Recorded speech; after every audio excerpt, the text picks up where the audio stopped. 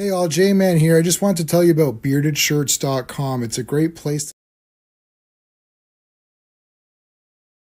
Hey all, J-Man here. I just want to tell you about beardedshirts.com. It's a great place to get a lot of cool superhero shirts and other merchandise. You can scroll, they've always got sales on. As you can see, they've got these really cool print all over shirts, which I really love. That's Eddie, the founder of the site. And if you're looking for stuff, all you got to do is you click on the search here and you can type in all over, and that's going to show you the all over prints, which are really, really cool. Look at that. You got Legion of Superheroes, you got Brave and the Bold, you got JSA, you got Superman, Green Lantern, Wonder Woman, all kinds of stuff. So check out beardedshirts.com.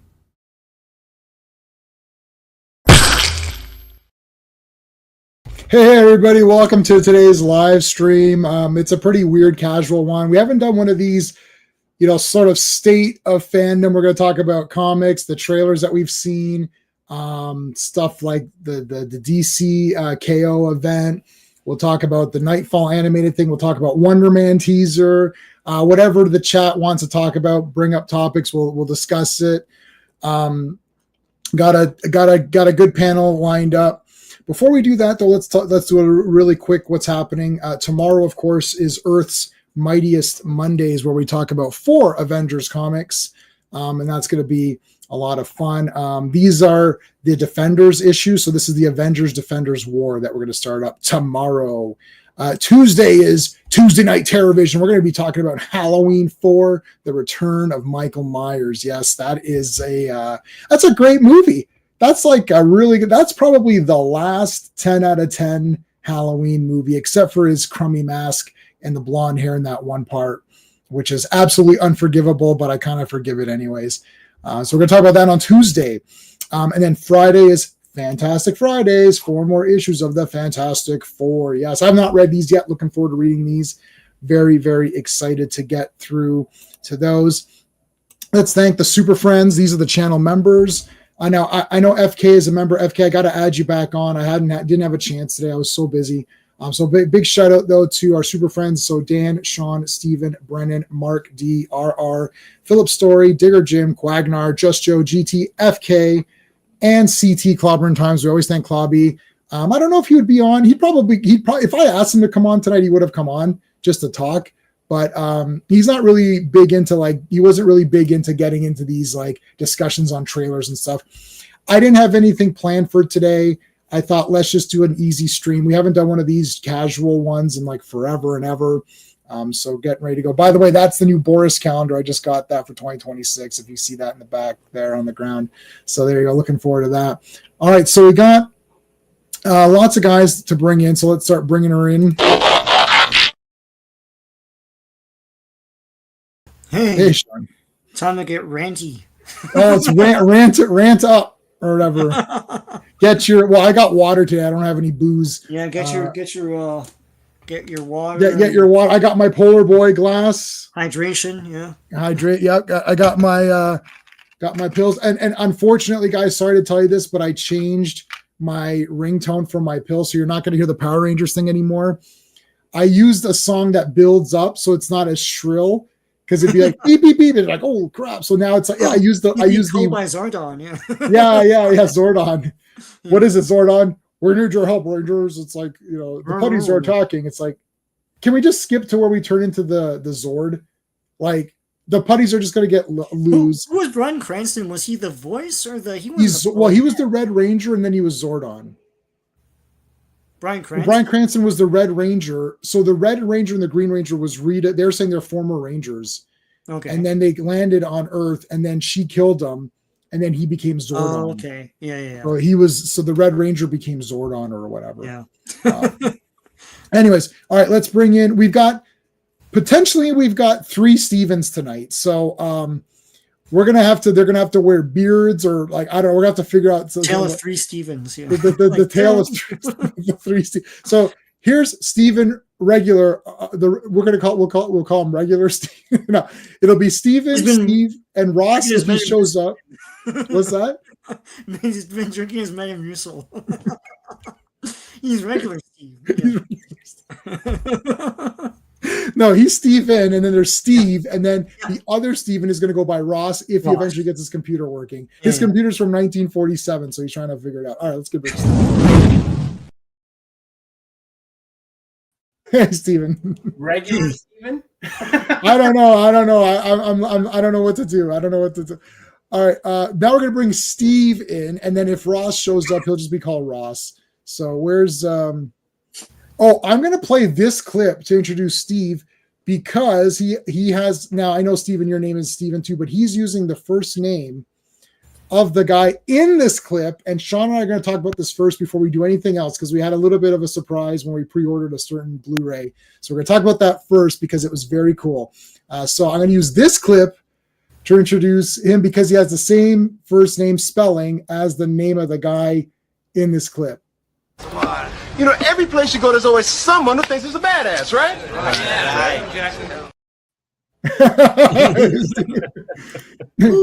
Now, of course, we're referring to the immortal Steve James, who is just like the greatest person ever. Okay, absolutely. So big surprise. So Sean and I. Okay, so obviously Sean and I are fans of all this kind of stuff, right? Oh, let's say hi to the chat first. Hold on, let's say hi. Joe Dog was here first. What's up, Joe? Joe Dog, are you coming tomorrow? You're coming tomorrow, right? For Defenders. FK is here, our super friend. Thank you, Hale. The State of Fandom, state of denial, state of confusion. Yeah, that's you got Wizards. I also have Wizards. I have Wizards as well. Sean, you have Wizards? Yes, I do. Yeah, on DVD or something. But could not be reached. How's it going? The State of Fandom ain't good. Well, yeah. Just Joe is here. I love Halloween 4. I agree. Halloween 4 is awesome. They did her dirty big time in Part 5. If there's a negative of Part 5, that's a negative. That was really crappy. Doctor Strange is here. Hello, Doctor Strange. I love Doctor Strange. I've got the entire run. Doctor Strange 1 to 80. Classic Comics is here. Classic Comics is going to be here tomorrow, of course, for Earth's Mightiest Mondays. Vaughn is here. How's it? Your co-conspirator on Atrium. And Joe Dog confirming you're going to be here tomorrow. Awesome, Joe Dog. I'll send you the link tomorrow. Okay, so Ross, I don't know what's going on with Ross. I was getting messages. Hold on a second. What does he say? Let's see. What is he saying? I don't know. I don't know what he's doing. He'll make it or he doesn't make it. It doesn't matter. Okay, so Sean and I are fans of Steve James, and he was in a lot of those canon movies, right? American Ninja series is kind of the big series. Obviously, Avenging Force, though his character was killed in Avenging Force, I was like pretty not happy. Yeah. Because I was pumped for the two of those guys to be together, Dudikoff and Steve James. Yeah. So anyways, he's in a movie called Riverbend, and unfortunately that thing has the worst quality copy of all time. Like if you try to go to find that movie, I don't own it and I've never seen it. And Sean, you haven't seen it. Have you seen it, Sean? No, I think it was only on VHS. I don't think it ever came on DVD. So I don't think so. The rip is from an old VHS or something. Right. So anyways, I don't remember the I know of it. I mean, I knew of it, but yeah. So let's get the movie out here. Okay, so what's looking good? It's Steve James. Yeah. And as the hero, not a sidekick, yeah. It's his It's his movie or whatever. Yeah. So anyways, this didn't really come out anywhere, at all. So this is one of these ones that I never seen. I don't own. I don't know anything about it. So I saw Facebook posts saying that, they're doing a better version of this movie. They found some print or something that they can like an actual, I don't know if it's 35 millimeter print or they found something. Sam Furstenberg. Sam Furstenberg. Yeah, Sam Furstenberg is a director of the American Ninja. He did the first one. Did he do the second one? I can't remember. He did a bunch of canon stuff. Yeah. He's done a bunch of canon. He did Avenging Force as well. And anywho, so they got it. They got the movie. So anyways, they're putting it out on is it a Blu-ray or is it a 4K? It's a Blu-ray, but it's going to be almost like a 6K scan or something. So I watched the comparison. It looks absolutely unbelievable. Like it's crazy clear. It's a bit expensive if you're in Canada. We're all four of us are Canadian folks here, and it was a little bit expensive. It's almost $80. Yeah. But as you know, I have unlimited money when it's something I must have, and I don't care. So I put it in my. I actually had a. It was funny too because I had a screenshot of it because I saw it on Facebook. So I took a screenshot. I said I'll order this on my next cycle, which is actually just my site. My credit card just restarted, right? So I was like, okay. So Sean actually pre-ordered it first. So Sean sends us a message. Hey, I just pre-ordered this. Yeah. And within like what? I mean, I got my message in 1 minute. Like, but it might have been like a couple minutes. I was at work and I saw a notice on my phone, and the guy who's doing this from the channel Real Black One, he gave me a video message addressing me by name and said, "Thank you, Sean, for supporting this and giving me updates and everything." I'm like, what the hell? Who am I? Yeah. So then I was like, well, Sean, if Sean's the only person who gets this, I'm going to be very upset. So I was like, I can't allow that. So I quickly went on and pre-ordered. And yeah, so Real Black One, that's a YouTube channel. Now I didn't know, I've researched obviously after the fact. So he's part of like sort of the team of guys that's like trying to help get this restored or whatever. So it's actually only available through his YouTube channel store. Right. Which is why it's more expensive, because it's not one of these boutique sellers who have made like thousands of copies or something. Like you can only get it through his thing. Yeah. So I ordered it up, and then I got the message immediately, and it's like, "Hey Jason, thanks for supporting this movie," and all. I'm like, holy crap, this is crazy. I have ordered like many, like probably like 2,000 movies because I have almost 4,000. So I've ordered at least. I have never got a personal message saying thanks for backing this thing, which I didn't even need because I was going to get it anyways because it's Steve James, so it's a must own. Yeah. I don't even know like I mean, it's an action movie. I can guess what the topic is going to be through what clips I've seen. I don't know if it's gonna be full like. If he's going to be going full martial arts or just action. I don't know. He comes back from a war. I don't know which one, and probably World War II, and then into the East South, and stuff happens. I don't really know what the story is. I saw clips, and he's awesome. Anyways, he's got that deep voice and all that. He's like poking people off, so it looks cool to me. And Sam Furstenberg, like that guy doesn't make a bad movie. So. No, he's good. So it's funny too because the very first thing I have on stream. Oh, Ross is here. Sort of. It says not connected. I'll wait till he's connected.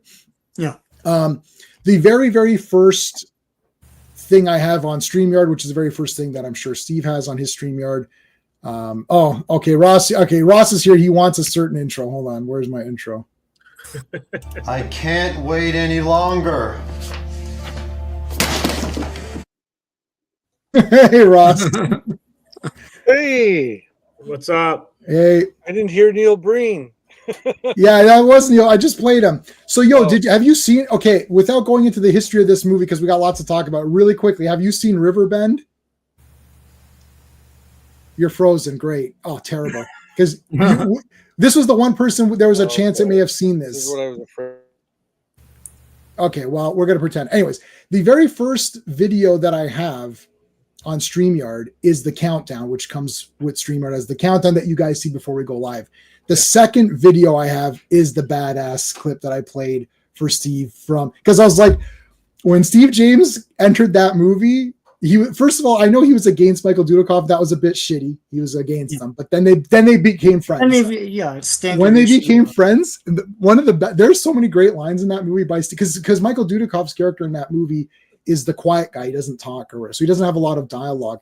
So Steve has to kind of make up the dialogue. And like when he comes in and he's like talking to the guy, he's like, he goes, Charlie, let me talk to you for a minute over here. Come over here. And he's like, listen, you're going to get ready, put on some working fatigues, and you're going to be ready to cover for, sorry. He's like, Charlie, come over here. He's like, let's talk about your future for a second. He's like, okay. He's like, well, listen, you're going to go and get some fatigues on and you're going to get ready to cover up for Joe.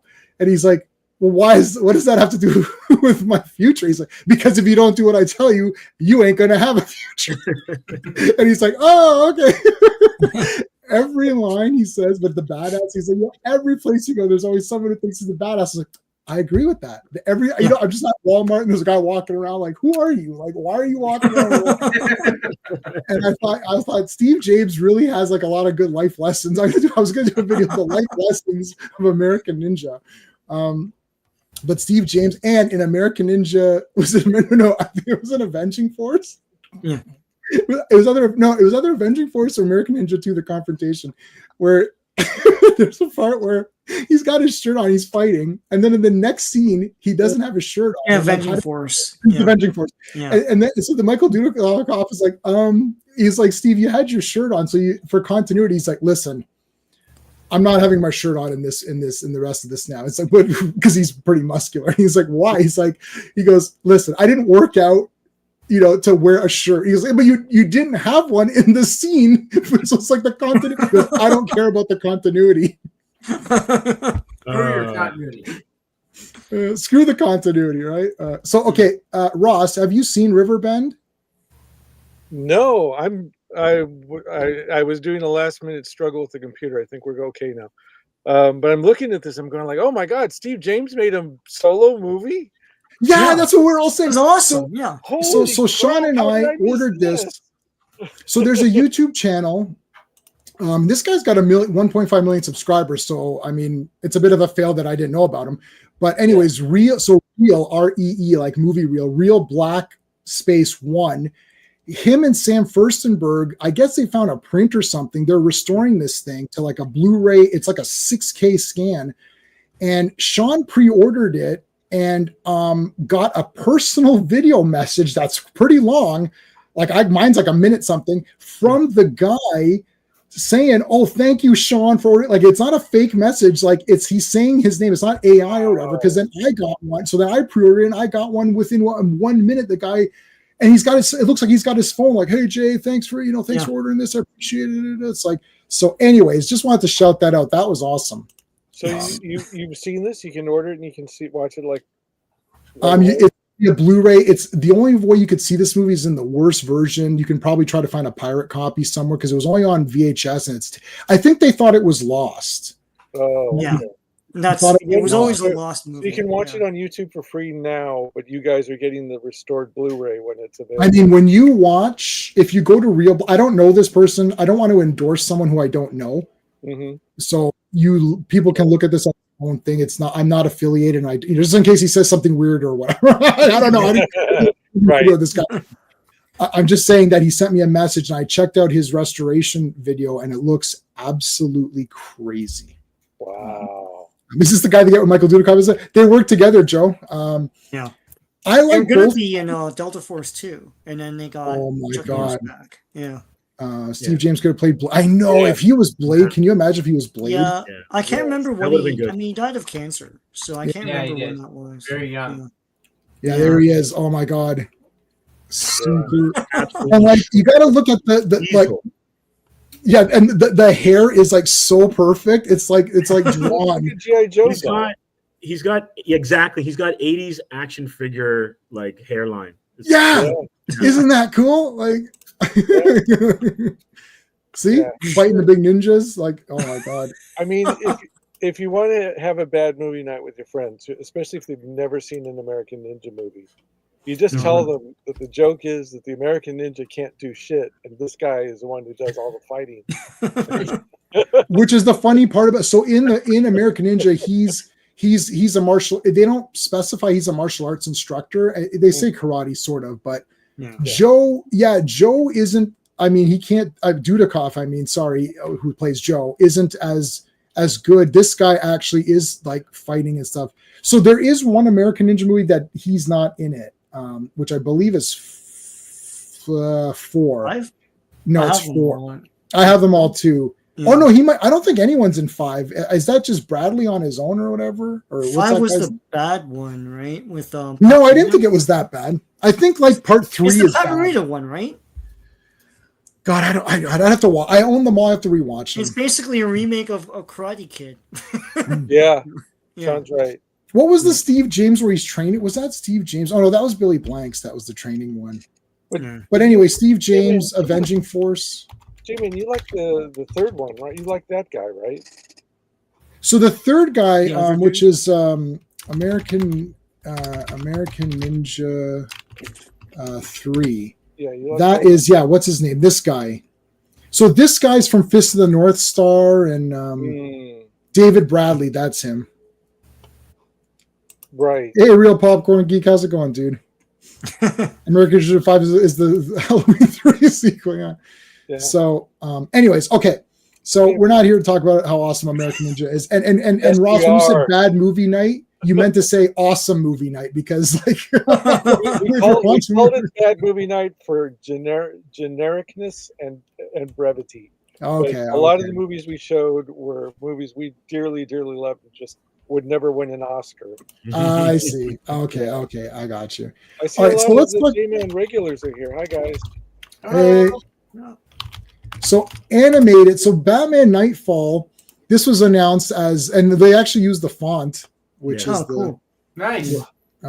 which is the thing. So this is coming out from the animation. My problem is that I'm no longer pumped up for anything because some of these animations have, because it used to be, the animations, that's going to be awesome. Like that's a guarantee, Nope. right?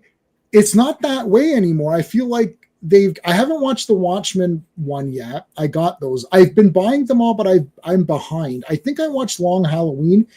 Is that the one that they changed it? The one of them they changed completely. They changed Hush. The Killing. Oh, Hush. It was Hush. Oh yeah. What the hell did they? What was it? It was like Riddler. No, what was Riddler something? was cut out of it, apparently. And I read Hush, and I actually read Hush and then watched it like at the same time. Yeah. Yeah, they save for the started- title, They yeah. started changing them as far back as Killing Joke, though. Yeah, they changed that. Yeah, they changed Killing with Joke, The I Batgirl heard. thing. Yeah. All the So Alan Moore cringe they cut out. I didn't even watch the Crisis thing they made, which like Neither the have I, 3-part thing. I haven't watched that yet either. They are so hit and miss, man. Like there used to be, like you could guarantee, like you said, J-Man, the animated stuff you could guarantee was awesome. But like I've seen some really crappy ones. I think Batman was it Bad Blood, the one where he's barely in it, and it's like Dick Grayson is Batman, and he's like arguing with Damian Wayne. I'm like, what is going on? And Batman's the villain, and I'm like, what the hell? Because he's hypnotized or something. I'm like, who wants to see this movie? People who don't like Batman? I don't understand who this is for. Yeah, That's that's weird. based on a comic story, though. No, That's a what? I don't know if it's based on a comic story. No, Maybe it's an Elseworld. Probably, but like, when did they start mining the stuff that sucked? I mean, look at Injustice. They went into Injustice and they did that one. I'm like, okay. Yeah, well, that's very popular, Steve. I don't like it either, but they had to make that at some point. Well, yeah, but even like Legion of Superheroes, like they really messed up that whole team. You know, like I think the villain is who's the villain? Like Cosmic Boy or something? It's like why? Oh, that Legion of Superheroes thing is a disgrace to humanity. I haven't seen a decent DC anime since Justice Unlimited. Yeah. So, okay, the Justice or Legion of Superheroes is the most infuriating piece of garbage of all. Like, and that came out right when Sean and I were doing Legion Mondays. Yeah. And we had, you know, what's a big mistake is that you put that movie on for guys that just 5 minutes ago read 300 issues of Legion. It's like, let's put this on. So Sean and I just finished reviewing 300 Legion of Superhero comics, literally 300. I'm not making up a number. There's like 30 streams. There's like more than 30. There's like 50 streams or something. Yeah. And we're doing three issues per. Anyways, and so I watched it, and it's absolutely disgusting. They made Mon-El. Am I wearing Mon-El today? It's Mon-El. Okay, yeah. I'm wearing Mon-El today. They made underneath Twincast, hey, somebody knew this was Twincast on Pete's channel. I was completely caught off guard. Like, Twincast shirt. I'm like, whoa, what's going on in the chat here? It's all nerds, man. What the heck? Anyways, because it's either blue. Is that Blaster? Why is it blue? Anyway, or is it Soundwave? No, he's got an Autobot symbol. So I watched it, and they made Mon-El the bad guy. DC doesn't have villains that you can use. You made Mon-El, who is Fatal 5. Yeah. Like, why don't you have the effing Fatal 5? Yeah. Like, Because they already had them fighting They already had the Justice League, Fatal another 5, weird yeah. thing. So have them again. That didn't make any sense. They've had Joker 4 billion times. Yeah. Like, and there's 5 of them. Modern movies become anti-entertainment. Yeah, that's right. Yeah. Bad Blood was part of the New 52. Yes, so season New 52 is terrible. My God, it was so bad. I watched it. I'm like, this is awful. Who would think this is a good storyline? Like, I get it. Like, I understand what you're saying, Sean. Like, you know, like they have to make, you know, we were going to get, always going to get a Civil War Marvel movie, like big shot. Right. But like, how many great storylines have we not done yet? And yet you're going immediately to this one? Like, Yeah. It doesn't make any, like, this did not build the House of DC, the Batman Bad Blood. There's a million, like, do Venom. Do Venom if you want to do an alternate Batman story. That's still good, right? Like, you know the one I'm talking about. What? Yes. Why don't they, you know what? Why don't they do all of Legends? Why don't they do Legends of the Dark Knight as a series and do one every 2 years? You could literally do what the first one was Shaman. The set was, I mean, I don't remember the order, but like, there's like the first 7 or something were pretty awesome. Like, That's a great series. I mean, that's like 7 movies that are, and they're all 5 issues. They're all 5 comics, right? It's always like part 1 to 5, maybe 6. I mean, this is like easy peasy. I mean, if this is done well, so I'm reviewing these right now on the channel. You guys have seen, I got the first appearance of Bane. I got Vengeance of Bane. My eBay orders came in, and I got all of Nightfall 1 to 19 plus some Shadow of the Bat tie-ins. So I've got the Nightfall story 1 to 19, and then of course it continues on after that. So I've been reviewing those for the channel. And is this going to come out in time to match up with my reviews so that when I watch it, I'm going to barf because it's going to be so terrible? Like, guys, that Legion of you know how much praise I got for the PSA. I said, don't watch the Legion of Superheroes. They're like, thank God you told me, because I was going to watch it. I was like, don't watch. Clobby was alive at that point. Clobby was alive, and you told him not to watch it, and he's like, okay. I said Mon-El is the villain, and it's so stupid. Like, how can Mon-El be the villain when he is like the best hero? He spent 1,000 years in the Phantom Zone, and then came back after Superboy entrapped him or whatever. He came out like 1,000 years later and was still a super kind person. He's like, oh, I learned. I know, but in those years he stewed and became evil or whatever. So you know what's right? It's so stupid. From a business perspective, I gotta say, from a business perspective, these guys are kind of weird, because let's break it down. You look at the Christopher Nolan series. Now that's, you know, Nolanverse. It's not traditional Batman. Right. But you're going, because it's live action and it's a big cinema movie with a big cast and a named director, you're going to get the casuals, the normies, all those people in, and they're going to praise it and blah, blah, blah, and the critics are going to love it. Let me tell you something. If a critic likes your movie, I would be very suspicious.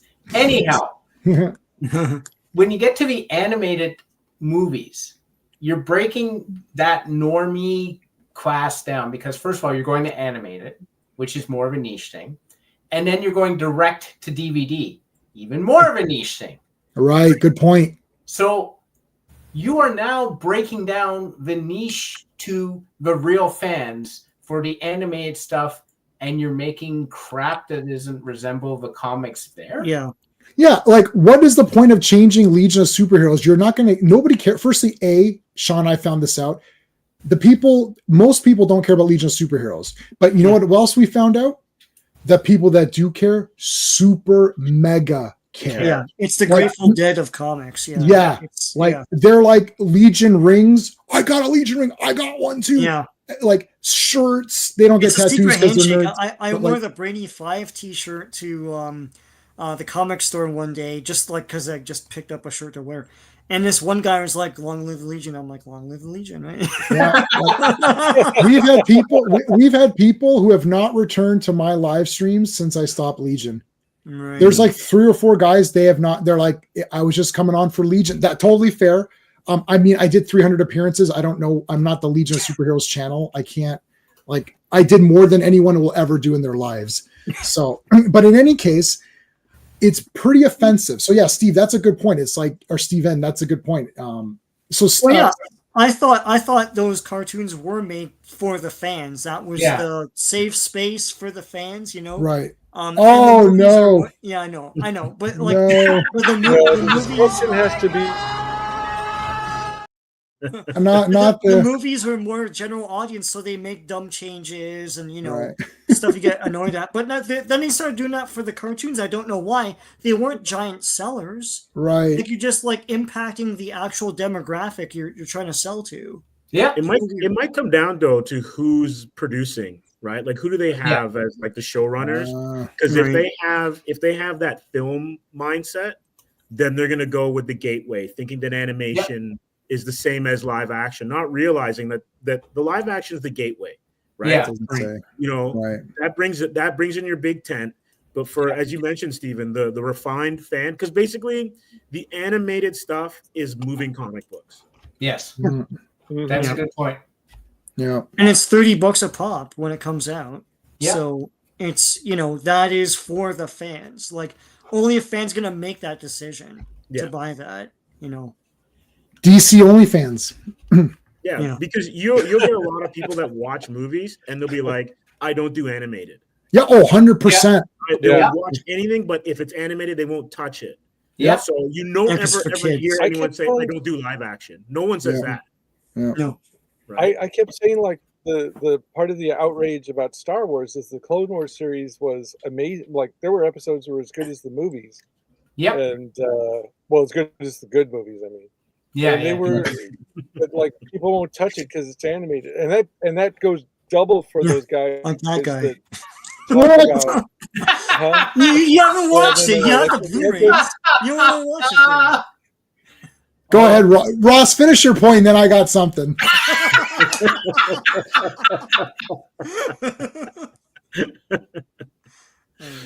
Ross, you done? Or I think he's frozen. You might have frozen again. You're frozen. All right. Well, here you go.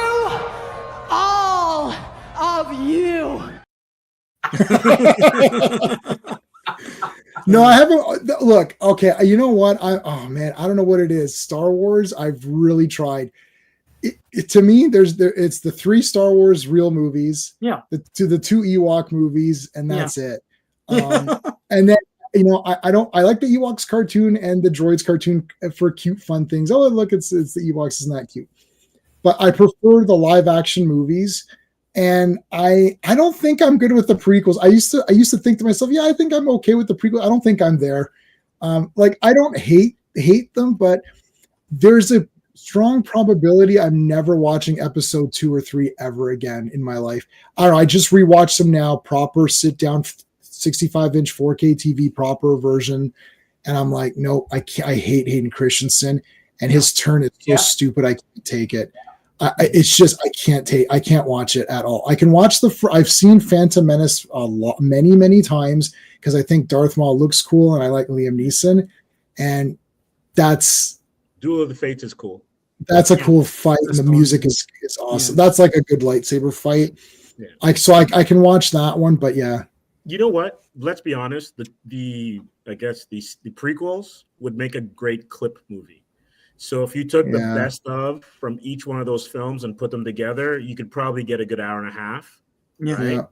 But when you I agree with that. Stuff, it's a tough watch. That's a hard trilogy to go through. Someone did the 3 prequels as serials. And black and white with the black and white, black and white, and they cut them all down to like each movie was like 45 minutes or something. And shit, I was like, this is cool.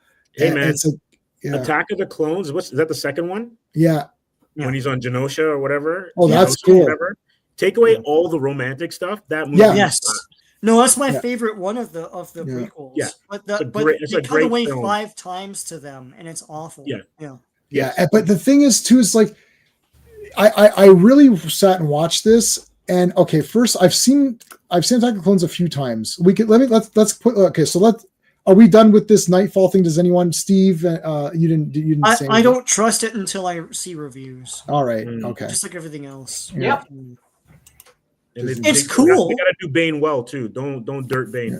But my question is, how long is it? Is it going to be split in 2 parts? And what do they do? Are they only doing Nightfall? Or are they doing Nightfall, Night Quest, and Night's End? What are they doing? I don't know. You know, That's a good question.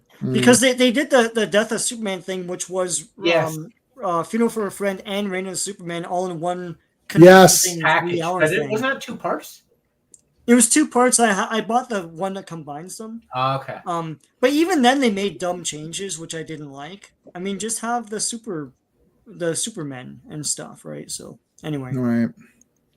Okay, let's move on then. Anyone else want to say anything on this Nightfall thing, or we're waiting to see? We're not sure. We have to wait, right? yeah. Jabba the Hutt. The Star Wars prequels are awesome, and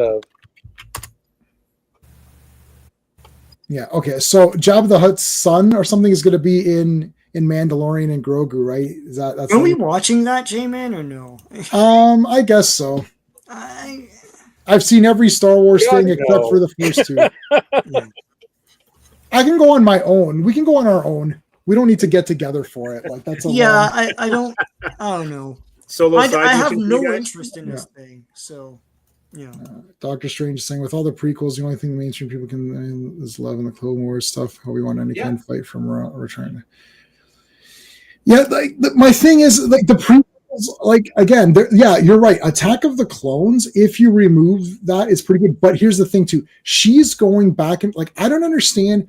WTF is going on in that movie? It's like she's here. I got to go back. It's like you just came from Naboo. Like all they do is go from Naboo back to wherever, and it's like why don't you just live somewhere? It like if you're on Naboo, then go and they make up lame excuses. And the other thing too is that I still. Maybe we could settle this today. October 19th, 37 minutes into this live stream. Can we settle this? Is Christopher Lee the bad guy or not? Because hold on. I don't know. Okay, right. So Count Dooku, yeah. See, nobody knows. But he doesn't do anything bad. So, like hold on. Steve, hold on 1 second. Yep. So he's a separatist. So he's saying that the council is being run by a Sith Lord. That's true. So he wants to separate from the Senate. So that means he's the good guy. But then he's capturing guys and doing this weird shit. So is he really pretending to be a separatist because that's part of Palpatine's plan? Also, how is he a Sith Lord when there's only supposed to be 2 of them and Darth Maul just died? So Darth Maul just died and then he took an existing Jedi and says, "Oh, I'll make you my apprentice now?" Or is he a separate Sith Lord because isn't there supposed to just be 2 of those guys? That entire movie is effed up. I don't like what is going on. The story is 0. Like it looks cool. There's adventures. There can be many Sith Lords. No. Lords, but it's just the Sith Lord and his apprentice. So you can have like Palpatine and Darth Maul as Sith Lord and apprentice, and you can have Dooku and Anakin Skywalker as Sith Lord and apprentice.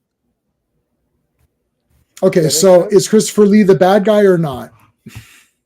he is the bad apprentice. guy. He's working into. Yeah, he's a bad guy.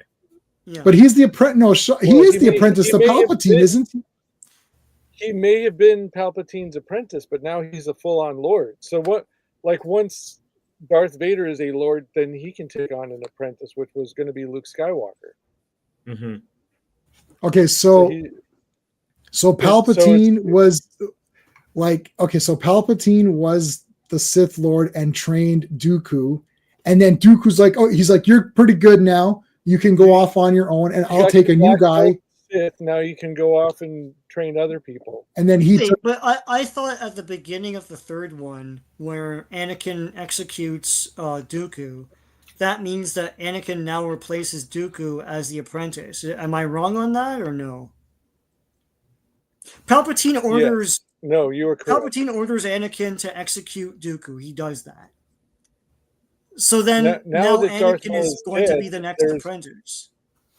Right. Now that Darth Maul is dead and Dooku is out of the picture, it's just going to be Palpatine and Anakin. That was the whole. Yeah, no, the rule of two is stupid.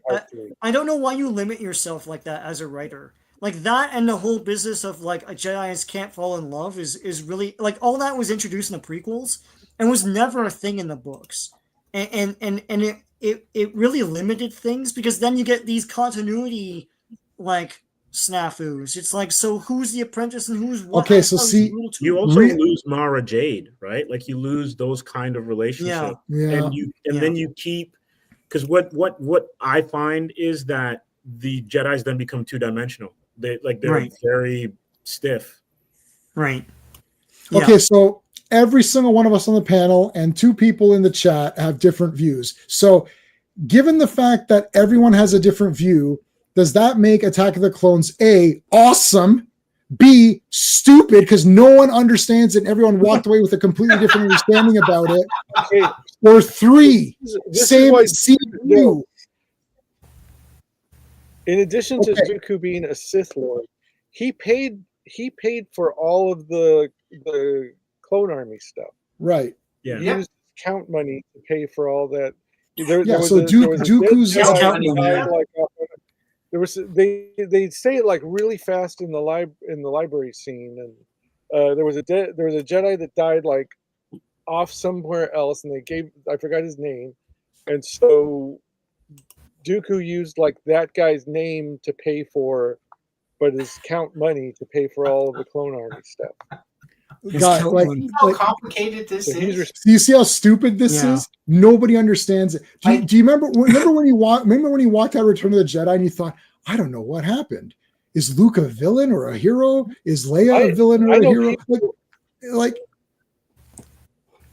all goes back to like the reason why no one liked George Lucas was because of stuff like that. Like he wasn't getting the help he had with the original trilogy. The original trilogy, a lot of people are writing those scripts. It's like he writes it, someone else does a gloss. Yeah. It's like he got a lot of help. And with the prequels, it's just a lot of yes men, and he just like wrote a script, probably re-edited himself, and had no one else give him input, and that was the problem with that. So, all right, he writes like an old-timey sci-fi writer. Sorry, Ross? He doesn't care. Like George Lucas writes like an old-timey sci-fi writer. If you read like The Star Wars, like that Dark Horse graphic novel, that reads like a sci-fi novel from the 70s that would have been read and forgotten during that decade only. But there's just like weirdness. Huh? Yeah, it's like, they can't have sex or whatever. Like, why not? Yeah. Well, he's trying to do the whole corrupt religion thing. Yeah. Yeah, that doesn't sit well with normies. I know people who had their mind blown because they were convinced Jango Fett was Boba Fett. It's like, well, it's the same helmet, and it's like, well, no, he was like the gene pool that Boba Fett and all the other clones. Yeah, and that sucked too. And they were like, what? And it's like, him not being a Mandalorian kind of stuff. Yeah, like why isn't he? It's like, oh no, he's not a real Mandalorian. Oh, so I don't care. Okay, cool. Yeah, like I thought he was a Mandalorian. Magazine articles about Mandalorians, and we're like all pumped up for this, and then he's not one. So yeah. See, I think the thing that we're all, because you mentioned it earlier, and I think we're all kind of touching on it, is that Lucas is great for like the overall, like getting it started. But when it comes to getting it refined, what's his name? Lawrence Kasdan as the co-writer, right, for Empire and for Return of the Jedi, doesn't get enough credit as far as I'm concerned. And then the second one, like Empire, I can't remember. I think it's Irving Kershner is director. Yeah, that movie just moved. What's her face? Yeah, the woman, I forgot her name, but she was like a big sci-fi writer. She's credited, but like, Oh yeah, it's she's only great 2 or 3 too. of her ideas. Mhm. Yeah. Yeah. See, there's people. This is like the Stan Lee argument we had. There's people walking around that think George Lucas wrote and directed everything. It's like, and their mind is blown when you say he didn't direct, Empire and things. It's like, what were you talking about? It's like, did you read the credits? Like, Lee look Brackett. at them. Yeah. Yeah, Lee Brackett. Yeah, it's like, Yeah. Boba Fett was cool until they removed his mask. Exactly. Yeah. Darth Maul was epic until they made him talk too much. Yeah. Having a boner to hunt down Obi-Wan. Hey, Chris, how's it going, man? Like, at the end of the day, with me not really delving that much into the universe outside of the movies, they're just not fun to watch. I thought Darth Maul in the Clone Wars TV shows was awesome. He became like a legitimate villain. He wasn't just like some scary space guy. The Clone Wars are great, but like the movies, like I can now watch the Phantom Menace as long as I fast forward through the Jar Jar Binks parts. Oh but my like God. the other 2 movies, I can't. Like I sit through them, I'm like, when you feel your brain dribbling out of your ears? That's what I feel like when I watch those movies. I just feel like stupider after I leave them. Like I just lost IQ points. They just aren't fun to watch. And Steven, I agree with you 100%. Well, I'm going to play the old part card because. Go ahead. Well, 1 second, Ross. Hold on a second. Yeah, I'll just put this in quickly. Yeah. After binge watching Andor and missing it, yeah, it made Rogue One, like I love Rogue One already, but watching Rogue One right after Andor, you realize how good that movie is, and it was a fun watch. Yeah, I like Rogue One, but I didn't see Andor. I saw 2 episodes and threw up, and then I tried to watch episode 1 again. Yeah, I watched season 1 and it's really not good. I'm obviously missing something. Everyone praises it and I'm missing season it. 2 was great, but it's nothing I haven't seen before, and there's nothing new or unique. No, nothing happens in episode. I watched episode 1 twice, and I thought, why did I watch this again? And then someone said it gets good on episode 37. I'm like, I'm not watching 36 episodes of garbage to get to 1 episode that's mediocre. It's not that long. I 6 episodes. It feels like it's 36 episodes. But I may exaggerate from time to time. There's a heist at the end, which is a serviceable heist. It's not anything awesome. I don't know what people are watching. Like, listen. Having not seen it, I can confidently say it sucks. Even though I haven't seen it, and that's not really fair. But I'm going to be unfair. Wait. Which one are you talking about? Andor. They meant to spell it boredom, but then they realized that if you call it Andor. And then someone wrote Andor, and you're like, oh no, that's not it. You missed the /or. Like, oh yeah. So remember how about Andor is it? Well, Andor shows you like how this low key fascism starts to take over. I know, and but Steve, that's not Star Wars.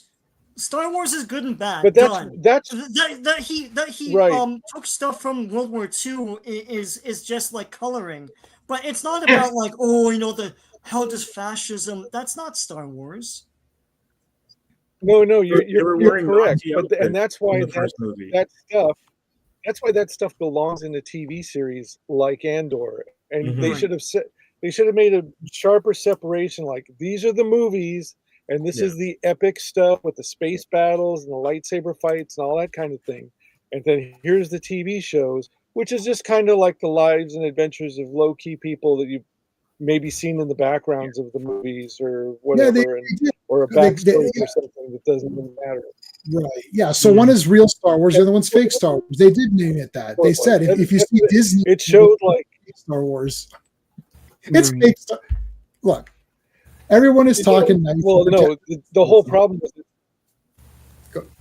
Finish your point, Ross. Ross is you're cutting out. Yeah, I'm talking.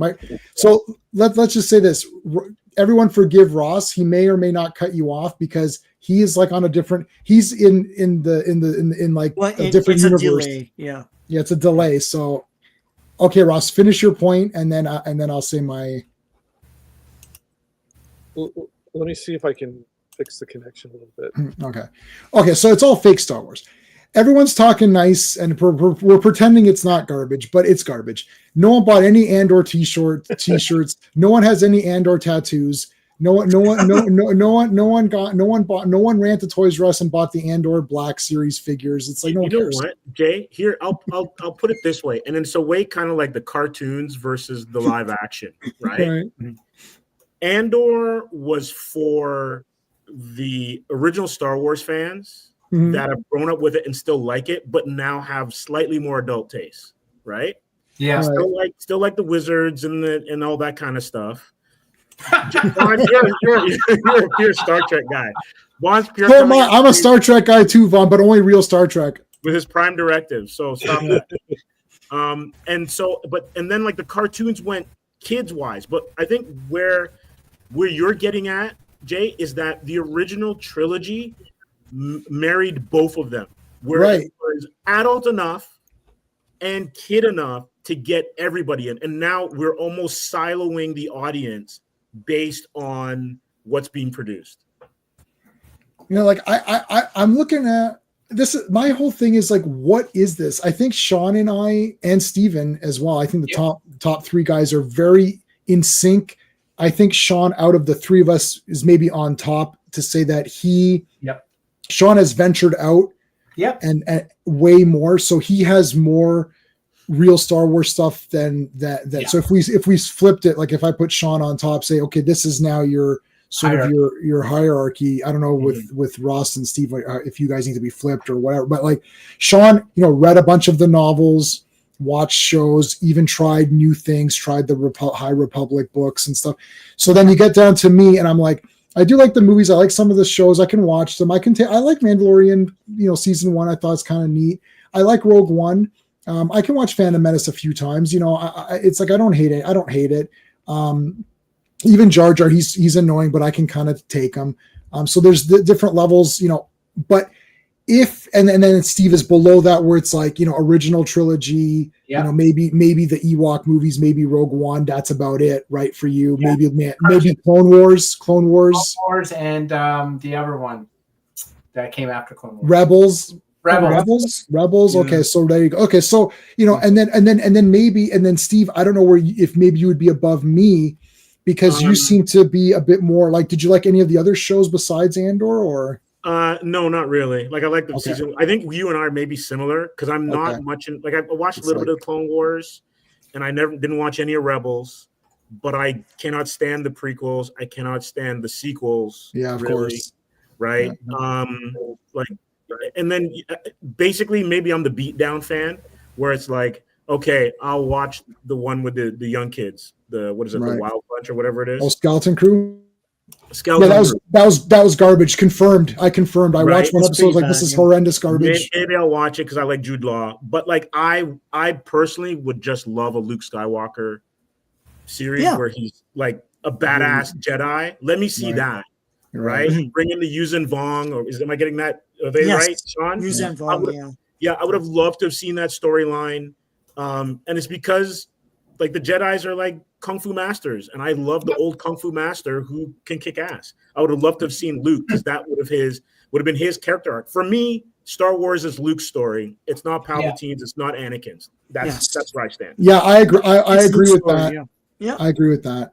Okay, so we got kind of see, like I'm not angry about things. Like if people really think like there's these Star Wars shows, it's just very embarrassing. If you're shilling for this stuff, it's quite embarrassing because some of it, I didn't watch Andor, so I don't really know. Andor might be competently made. Like, it's got good acting and it's got direction and all of this stuff. But I did watch, what was that? Acolyte. And that is a bad program. Not just the story, like it's poor. I don't want to say manufactured. What am I trying to say? Like it's poor. Even simple shit where it's like guys, like we talked about this on the other stream where it's like I was on Admiral Teague's channel and he were talking about that and he's like, you'll see 2 shots of people talking and there's someone in the background moving and then you cut back and it's like that person's here. It's like, well, how did that? Wait a minute, where are they? Poorly made. Yeah, it's just badly made. And there are some parts where literally they're looking around for this fortress and they're like, oh my god, there's a fortress. I'm like, but you would see it. Like it's right there. Like how are you not It's seeing it? Snuffleupagus rules. It's the like, Snuffleupagus. I've got to go. It's like, well, he's right there. He's so slow. There's no way you didn't see him. Even as a kid, I was like, wait a minute. Why? He's right there. Camera. Yeah. Yeah. Like, you know what? It only works on babies who don't know peekaboo. You know why you play peekaboo with your kids? So they understand that once they're out of your vision, you're not out of the real world. You still exist, right? That's why you play peekaboo so kids understand that even if I don't see a thing, it still exists somewhere, right? Anywho, and the story is bad, and they threw in all of this weird politics stuff, this identity politics stuff, which was super nonsense. None of it made any sense. The witches are bad. I don't care what you're saying. Witches are traditionally bad. They're not misunderstood. I rewrote the first episode of Acolyte in my head and made it make sense. That was bad. I watched Ahsoka. Super, who cares, boring. I'm like, I stopped watching it. There was 8 episodes. I watched 6 and I just said, I'm done. I couldn't even bother to watch 2 more to complete it. I was like, you know what? I don't care. This is boring. If you ask me right now what happened in that show, I literally have no clue at all. Not even, I was like, Rosario Dawson is orange or something. Like that's all I know. I don't like Ahsoka. I don't like that character. For Ahsoka too, because I like it. I enjoyed the Clone Wars show, and I saw her character arc, and I thought those last 4 episodes that they did for Disney Plus with her, like that goes right up to Revenge of the Sith. I forgot which of the prequel movies, but like it's like her off to the side thing. Awesome stuff. I was all in for Ahsoka, and that show was so boring. It was like they would say a line, and then they would do this 4 count. And wait. And then you're like, yes. And it's like the Rocky Horror Show when he's like an anticipation. It was like every other line of dialogue was like that. It was horrendous.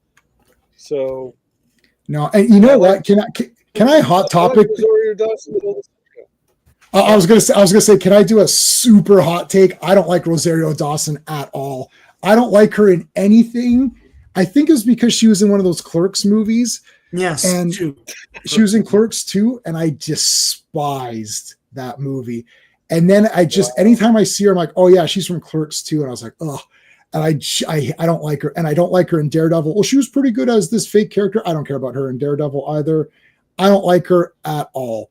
She was also in that movie Kids, where my buddy liked it.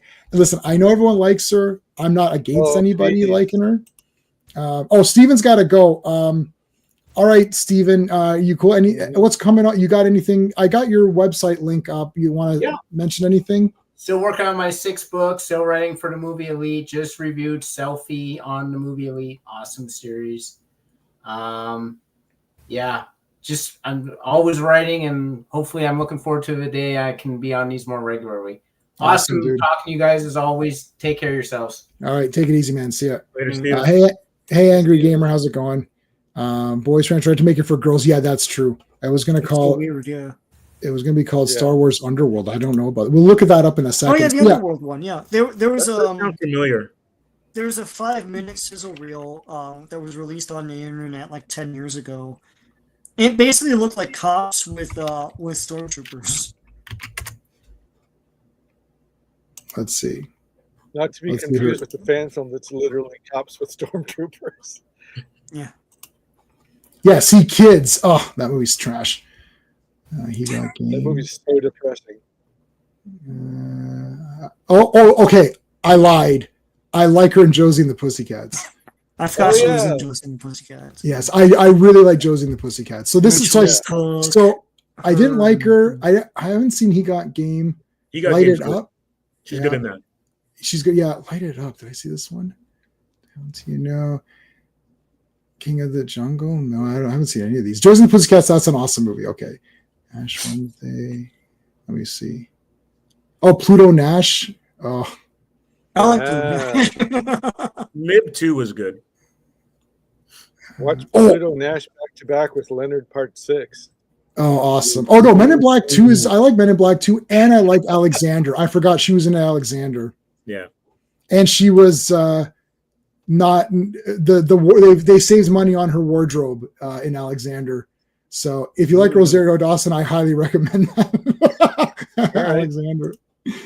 Sin City. Oh, I liked her in Sin City. Okay, so I'm a liar. Okay, here's where it all went downhill. Clerks 2. What are you talking about? Clerks 2 sucks. What was all right? Speak for yourself. What was it about Clerks 2 that turned you off? I think the whole thing. I couldn't stand any. Is that where they go and rent like a goat or something and try to do like? It's just weird. No, I don't like. Does the horse? It's a horse, I think, right? And it's a horse. Yeah. Gross, stupid, not funny. I hate Clerks 2. It's Kevin Smith overdoing it. You know. Yeah, I don't like Kevin Smith. He sucks. Yeah. Death Proof is great. Okay, Death Proof is great, but not because of her, right? Like it's not her movie.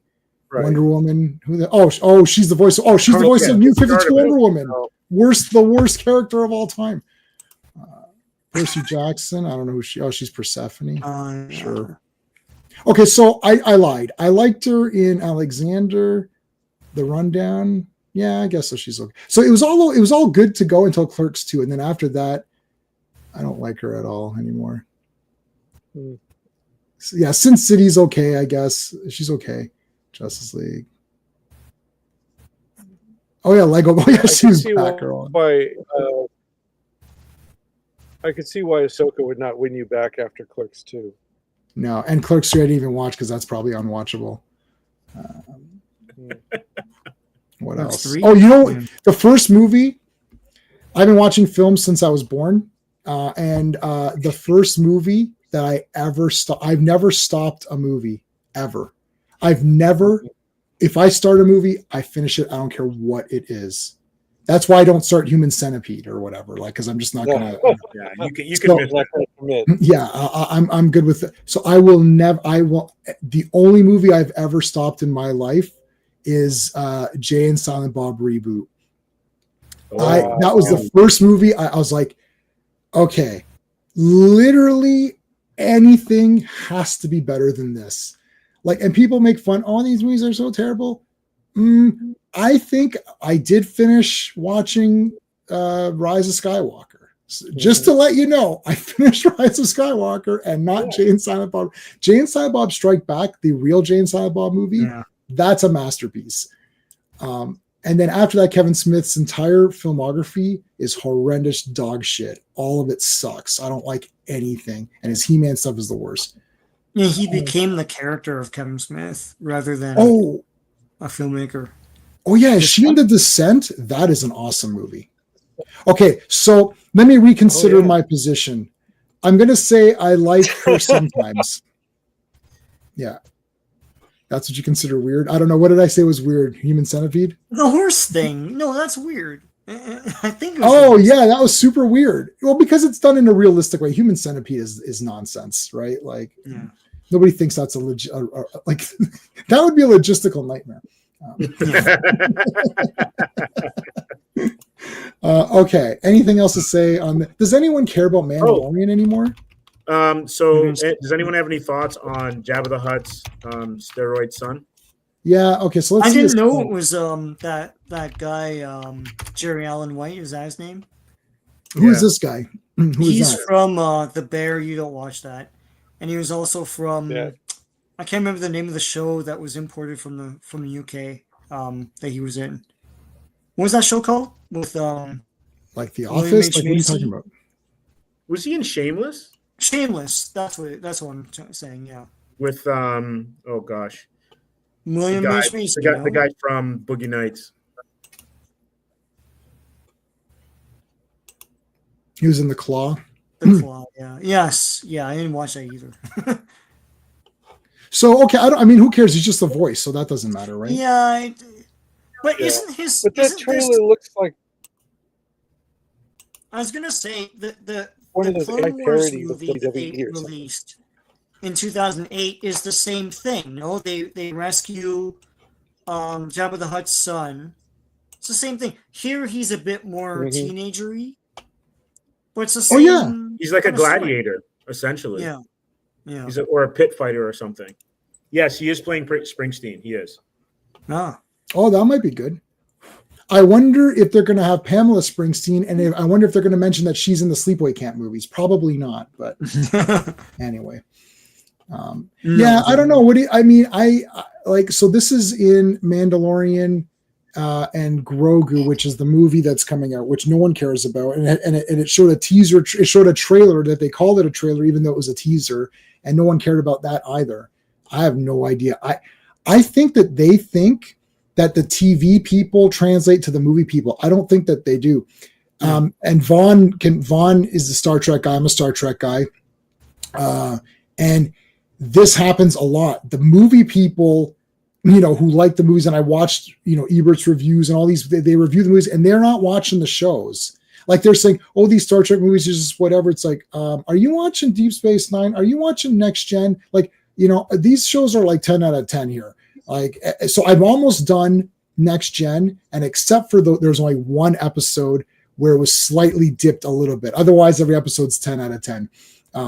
There was one episode that was maybe like an 8 out of 10. And that was when Wesley Crusher went on that spiritual journey with the Traveler. And there was that native tribe or something. I'm like, we don't want to move. I would have been like, no problem. Fight the Cardassians and take it easy, guys. See how good you do against them. It's like, it's like the Bajorans fought them. It's like, it's like you want our protection. It's like, I know, but I'm sorry, we got to move. This is for the peace in the galaxy here. Like, I'm sorry, this sucks, but you got to move. I cannot, it's just I can't get into those. Oh, what happened here? Oh, Sean's coming back. Okay.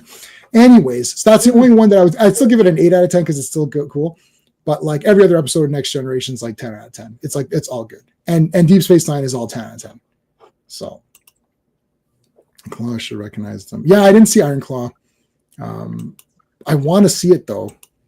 I was just like, yeah. So what do you guys think? You think they're going to translate these TV people into the? Yes, I like Sub Rosa. Okay, you know what? I just watched that. It's fine. It's got Dracula from Monster Squad in it, and he's seducing all the Beverly Crusher or the Crusher women, or not the Crusher, whatever her name was prior to that.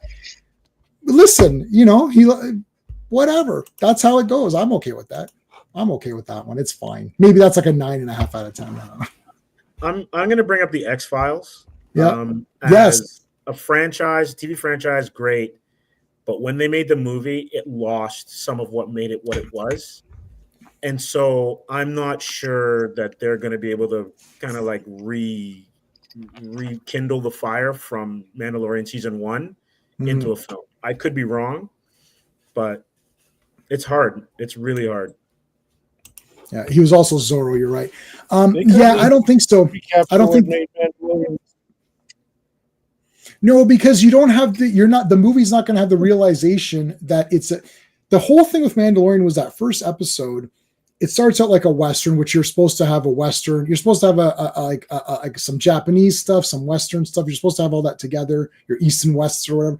But like, it started off as a Western, the saloon, he beats the guy up. And then it's like, oh, they're after this thing. It's like a bounty, right? And then you get the guy and you're like, oh shit, it's a Baby Yoda. And the thing is, he doesn't know what it is, but the audience knows what it is. So it's exciting for us to see, oh, it's like a Yoda, like a baby version of a Yoda of a thing. That's interesting. Where's this going to go? And that's not in this movie, because unless you just redo the first episode again. I don't know. Because the Mandalorian is the man with no name, essentially. Right. Yes, that's right. Yeah. Right. And, it's Lone Wolf and Cub.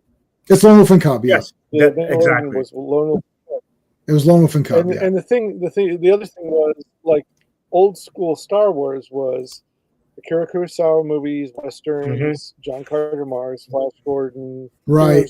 Absolutely, a few other things. And like when they got to the prequel or when they got to the sequel movie, it was just a copy of old Star Wars. It was like the only element that they had was like old Star Wars. But when they did the Mandalorian, John Favreau was like my age and was clearly around when Lone Wolf and Cub became like a thing, like in the geekosphere. So he only added like one new thing to it, and that was Lone Wolf and Cub, and that was enough to make everybody go like, "Holy shit, this is the best Star Wars since the original trilogy." And they did it okay. They did it great for one season. They did it okay on the second season, And that third season is like Jon Favreau giving a big old finger to Lucasfilm and everyone in sight. And I can't, if you, that was so aggressively, that third season was so aggressively bad. I can't believe that they're going to be able to pull a decent feature film out of that. I haven't seen season 3 yet. I will watch it because I like the first 2, but yeah, you know what they were missing? Yeah, they didn't go full, don't like. they didn't go full Lone Wolf and Cub. This is the problem. So after that first episode, I immediately realized like this will be Lone Wolf and Cub. I got it. Okay. Which I thought was great because that's my favorite manga. But they didn't go full on because in Lone Wolf and Cub assists where he can in a more serious way, not in a cutesy girly way. And this is where it got messed up because like you should have made this Yoda. He's cute, but he can really be a formidable opponent if he can use the Force and stuff like that, right? And they didn't go that way. They made it, as some people in the chat have been saying, they made it more like he's a babysitter. Whereas in Lone Wolf and Cub, like Ogami, like Itu or whatever, is not Daigoro's babysitter. They're almost their partnership in a way. It's a partnership. It's like Daigoro goes off and does little adventures on his own and doesn't need Lone Wolf. And he helps his father at some point. I mean, it's only 28 volumes. That's a lot. And there's parts where he goes off and does little mini adventures and comes back. So Daigoro doesn't need, I mean, he needs the dad, I guess, in a sense, but it's not like that. Like they try to kidnap him at points and he's Lone Wolf's like, all right, you kidnapped him. So what? I'm still going to take you down. Oh, you got your son. Okay. He just doesn't care. It's like, all right, you got him. Well, go do what you got to do. He's on his own journey, just like I'm on my own journey. Right. Anyways. Sorry, Ross. The 28 volumes of Lone Wolf and Cub, most of them are just like one and done side stories. And then the overarching theme is Daigoro going to go on the road to hell, as they call it in the comics? Right. Like, is he going to follow him down? Feudo or whatever it's called. It's called and they pretty much solved it. Like in Mandalorian, they solved it in season 2 when he hands Baby Yoda over to Luke Skywalker, and that should have been the end of it. But it was like, oh no, we got to sell more toys, and that's part of why season 3, I think Jon Favreau's like giving a finger, because there was literally one where they were having Baby Yoda do these tests, and like they would say, have him do this. And so Baby Yoda there'd be this shot of Baby Yoda looking up cute at Mandalorian, and Mandalorian would look down at him and go like, go ahead and do it. And then they'd have to cut back to Baby Yoda doing this thing. And it looked like a beanbag that they put a Baby Yoda head on and had a little like seesaw that they flipped them over doing a Force thing. And they did that more than once. Like that whole training thing took like 10 minutes. It was like 3 different times of like Baby Yoda looking up real slow and cute, and then the Mandalorian shakes his head, yep, do it. So there's a whole bunch of stuff like that in there. That's the season they brought Jack Black in and Lizzo, and dear God. Yeah, it turned into Love Boat, essentially. There's guest stars all over the place. Yeah, you're waiting for Dick Gautier and to show up. What do you guys think about? So Doctor Strange is asking what do you think about Ripley being in? She doesn't have the loader or anything. Come on.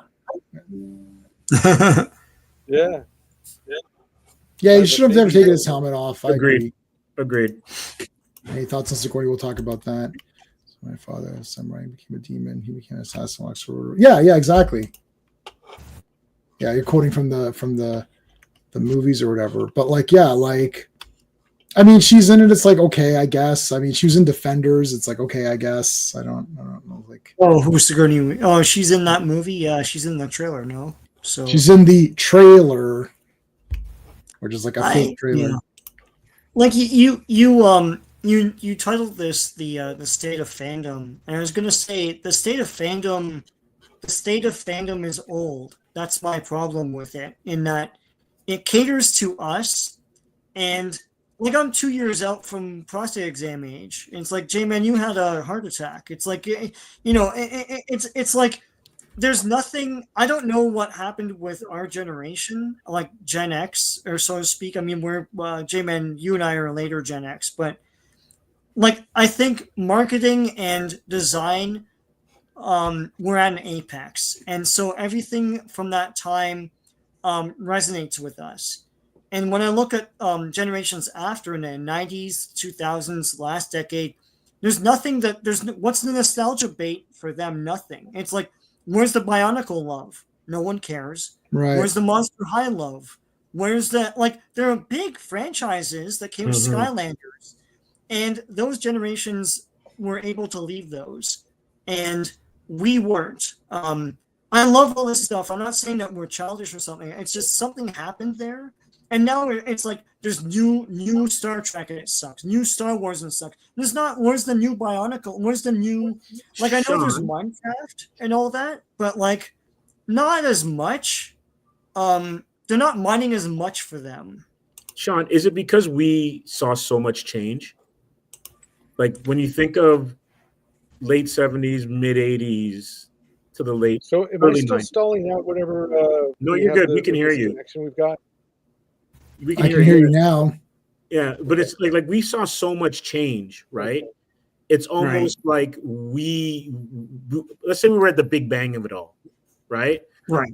We are still grasping for that Big Bang, whereas change is what drives the generations that came after us. Where it's like, oh, saw that last week, we're good, and what's next? Right.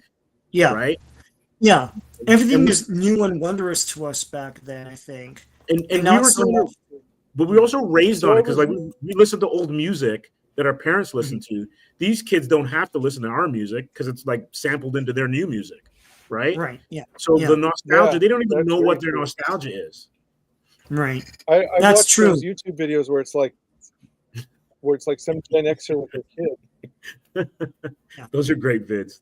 Yeah. Yeah, I've seen with their kids, and it's like they've never heard Meatloaf. Yeah, I watch those ones where it's like Gen Z or whatever it is reacts to whatever movie. And it's like 12 Angry Men or 2001 or something. It's like these older movies, and then you got Conan and whatever, and they're like blown away at how great they are. It's like, yeah, because people took it seriously. Now it's just get a movie out there quickly, get it out there, and then move on. And no, it's not special to anybody. It's not a special event. Movies come and go within a month. And it's like they're on streaming, and it's like, okay, I watch and they move on. They binge it. Like we said this before with Star Trek, like, or any show. You watch it, and that was it for the week. So there's one Next Gen episode whenever it was on, it aired. Then that whole week, you talked about it with your buddies. You're like, oh shit, that was awesome. And then you got pumped for next week, what's going to happen? Now you just binge it all. You're like, yeah, I like Star Trek, and then you move on. You're like, but it doesn't stay with you. Like people watching Star Trek now, I had people like they think that this new Star Trek is real Star Trek. They're like, there's some pretty good stuff. It's like, it's god awful garbage. It's embarrassingly awful. Like to the point where I can't even stand it for 1 minute. I'll see a clip on YouTube and of a guy making fun of it. I'm like, I can't even watch the clip of him making fun of it because it's so disgustingly awful. This is for all the shows across the board, but nobody's growing up with it. You watch Next Generations for 7 seasons, you're growing up. Tom Baker, Doctor Who, 4th Doctor. People literally grew out of Doctor Who watching Tom Baker. He did 8 years. So if you started when you're 10, you're 18. You've got your entire from 10 to 18. You're like, that's what Doctor Who is. That long ass scarf. And every week you're watching Doctor Who. And you're like, this is what Doctor Who's. Now you watch it, it's on Tubi, and it comprises the whole. So it was like, let's say 6-part episode, they're in 6 parts or something. It's crushed into, 100 minutes. You watch and you watch the next one. You're like, well, I like Tom Baker. I thought he was pretty good. I'd probably say he's like, second best to like Jodie Whittaker. He's pretty good. Like, what are you talking about? Like, you're insane, right? And you have these people ranking things, and you're like, I think Tom Baker's pretty good. Yeah, he's probably like the 3rd or 4th best. It's like, are you actually insane? Like, what are you talking about? Unless you're going to say the first guy, William Hartnell's the best, then Tom Baker's the best. Whether he's not my favorite. I like John Pertwee, but Tom Baker's number 2, but he's the best. Same with Star Wars. You watch one movie, It was special. You went to go see it 20 times in the theater. Then you came home and you bought whatever toys you can. And then you played with the toys. And your friend, Sean, had the Falcon. I had Slave One. We could reenact it, right? Because Sean's like, oh man, I didn't get Slave One. I got Slave One. Oh, you want to come over to Jay's? Come over to J-Man's place. I got Boba Fett Slave One. But that's a bygone era when you had to recreate things. I mean, nowadays you could have the movies on your phone, which I did. Exactly. So, and that's how they're watching it. Like so it's gone. It's not special. Yeah, all of those old media things are gone. Viewmaster, all the things where you could take the action home is gone, right? So, because you have the action right on this thing, man. Yeah. When those movies were gone, they were gone, and that's why you collected shit. Was because it was like the movie poster was probably like the only little nugget of that whatever you were going to have, or the soundtrack. And that's probably part of it. That like we come from that age where you collected things to keep that experience. Yeah, that doesn't exist anymore. You have the experience on your phone or whatever. Yeah, well, not just that. I mean, even at home, you have like watching stuff at home on a 4K screen is way better than going to those little bunker cinemas at the mall back in the 80s.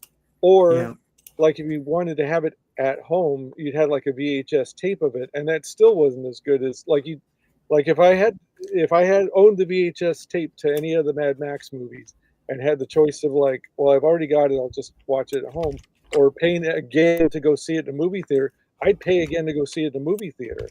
Right. So, but the thing is, that part of the problem is that like right now, we've got a boomer problem.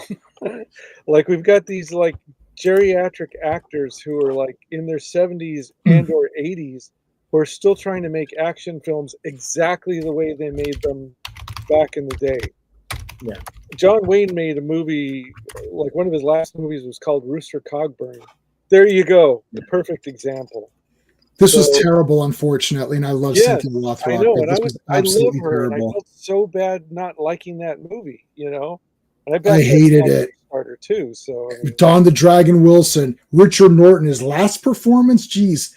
I don't know, it's one of his last. I think it's his last. Yeah, it's his last. And these people are all like 50 something, 60, and it's like nobody lived that long in the Old West. Like everyone in this movie is an old. Like I wish they were only 50 something. She's like 60, they're 60s. Most of them are in their 70s, and they look it and they move like it, and it's painful to watch. The other one I saw, I watched The Last Kumite too, for the first. I watched Last Kumite as well. Yeah, since the last time I saw you. And that's another one. It's like I was rooting for everybody in this movie, but it was like painful to watch. It was painful. Like the fighters can't fight. That plastic surgery she's had over the years, that Botox has not settled well. Yeah. And it's a shame because she looked fine on Instagram for a long time. The filters did her justice. Right. And I shouldn't judge a woman by her looks, blah, blah, blah, blah. But the movie wants you to think like, oh, you know, she's still attractive. You know, it's an issue in the movie. But The Last Kumite is like a take. Hey, Fatal J, how's it going, man? This is The Last Kumite, the movie, with Viking Samurai is in it. So I liked Last Kumite. His receding hairline. Yeah, I liked Last Kumite because at least the guys fighting in it were like better age, but the story was super dumb. Yes. The story was so dumb as to the reason why they're fighting. But yeah, to bring it back to the State of Fandom, this is where we're at. We're the only guys who clinged to what we loved and wanted. The other problem is we wanted it to grow up with us.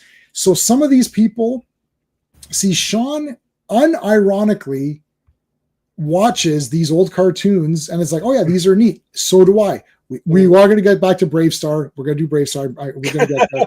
It's just that a lot of stuff happened for me. I just want to get. I've got many appointments, and so I'm like. I just want to get through all this, then we'll go back to Brave Star. Yeah. But we watched all of the Transformers, and I'm not saying this to be funny. Like I loved watching those Transformers. Yeah, they were awesome. Like the old cartoon. I legitimately think the cartoon animated movie is amazing. I loved all those Japanese cartoons for sure. That whole thing was awesome. Transformers is like so high for me. Brave Star, as the three of us, top three here, were shocked at how crazy that show was and how many awesome things there were going on. So, but we're the only ones who've kept this, and some people like the preservation of what it was and enjoy it for what it is, and some people want it to grow up. This is where we get to Superman. I want Superman to behave in a badass, cool way, the way I feel that I am now. But that's not the Superman you grew up with. The best example was, I was going to bring this out today, but I literally forgot. The Batman with the Matt Reeves, The Batman. I have his, so I don't like that movie. However, I bought all the toys, soundtrack. I have it on 4K, and I've watched it 3 times.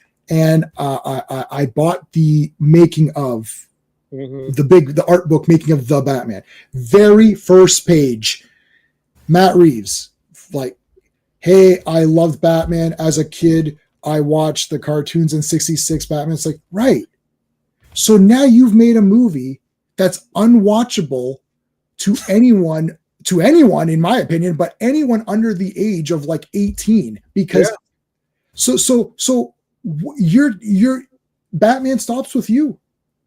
Batman is my niece and if you nephew. make them too adult, what's the point? Like, it's like, kids need to get into it. Kids need to get into it. And there's no backup.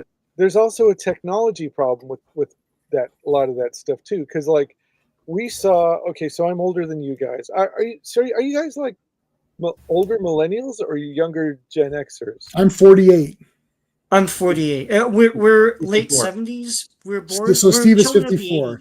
Here, we'll do. There's the age. No, wait. Like G.I. Joe and Transformers came out. I'm the oldest one here. Right. Wait, I'm younger than Sean. I think I am younger than Sean. Yeah, you're August. I'm June. So. Okay, there you go. That's the age order in order of age. I'm the oldest Steve here, so and the oldest in general. So next year I'm looking down this year I'm looking down the barrel at 60. So wow. Yeah, I know, it's freaking old. So when I talk about the old boomers, I'm tickling the bottoms of their balls pretty much on that one. I'm okay. So when I saw all of this stuff get more mature in real time, like Batman, I went from 60s Batman, 66 Batman to Neil Adams Batman comics to Dark Knight Returns, buying issue by issue in the comic store every month as they were coming out. Same thing with Watchmen. Same thing. Every signpost you can point to for like the evolution of this kind of nerd culture. I was like the perfect age, and there at the comic store or at Comic-Con to see it. So Batman, take the Dark Knight Returns for example. Like, would all of you agree that that's pretty much peak Batman? I mean, I really like Frank Miller, and I really like Dark Knight Returns, and I like Dark Knight Strikes Again, which everyone hates, but that's fine. They can be wrong. Okay, let's go with the one we can all agree on. Dark Knight, I think everyone likes this. And Batman. Yeah, but I don't think it's peak though, in my opinion. But what would be peak Batman? It's a great Batman story. It's not my favorite. Right. Because I like Superman. But that's the one. Like, that's the one that made them go like, oh shit, maybe we shouldn't have Bill Murray and Eddie Murphy play Batman in a 1966 inspired movie. Let's look at Dark Knight Returns. You know, that was the one. That was like the oh shit comment. Whether it still holds up or whether it was even good at the time, that was the oh shit one that changed a lot of minds about how they thought about Batman. And and now, well, I don't want to get into it because this isn't political, but so from like the birth of Batman in the when did Detective 27 come out? 30s or 40s? I think it was like 37 or something. Okay, so like wait, what are you talking about? I'm sorry. Detective Comics without Batman? No, Detective 27. What year did that come out? Oh, it's after Superman. It's probably 1940 or something. Okay, so let's say very, very late 30s, very early 40s. So and that came out in the mid 80s. So that's like 40. Okay, sorry. So 39. Okay, so that's like so right after about like just less than a year of Superman. okay, so we're looking at about 45 years between the birth of the character to Dark Knight Returns. So again, like with all of these franchise, we are now like past that. It's like Mhm. if that was if Dark Knight Returns is like the midpoint, we're past that. And when Dark Knight Returns came out, technology was still at a point where like a guy could put on a costume, a mask, just a basic, acrobat's leotard and a Mm. cowl and a cape and with some, you know, analog technology at the time, go out and fight crime. It was almost believable then. But now with like digital cameras everywhere and you could just, oh, we got we got a recording of his voice, let's run it through the thing. Oh, now we know the pattern, it's Bruce Wayne, we can tell that Right. it's him. The media, like it would like that concept would last 10 minutes, but they still expect you to believe that like you did 45 years ago. It's like if you take anything from now and go back to like when it was peak whatever in the 80s, it's like what would that have looked like in the 30s and 40s? And if you were a kid in the 80s, would you have liked that 30s or 40s version of it? So and Yeah, for this is me, we're trying to grow it up with. So it's like you would have to change Batman into like a tech. He'd have to look like that. He'd have to look like. Have you seen the Immortal Batman? Immortal Legend Batman. Have you seen this, Ross? Where he's like, it's basically like a mech suit. oh, see, well, you might as well be like a VR Trooper then. I mean, Yeah. So this would be the realistic version of you like being okay. Well, not realistic, but like okay, you can't figure out who this is. This would be what the tech would be. This is like he's the high tech version from our time, right? Like right now yeah. versus the high tech version of that time. Like Doc Savage having all of this cool stuff was high tech because then the technology surpassed. This is why James Bond needs to be a period hero because if you make him a hero now, his car has to turn invisible, right? Because right. And the problem, Ross, I want to answer your question because Batman 66. Well, that's kind of what we call it now. I was watching that as a child between 20 and 30 years after that show went off the air. right. So it was still hot. It was still hot in the 90s, even after the movies came out and stuff. And the George Reeves Superman, they ran a marathon of that here locally on City TV in 87 when Part 4 came out. Right. And I enjoyed it. And that thing's from the 50s. So I think there would still be an audience. I remember the 60s Batman was still hot when I was in junior high. Kids are like, oh my God, what's going to happen? Like they end on the cliffhangers.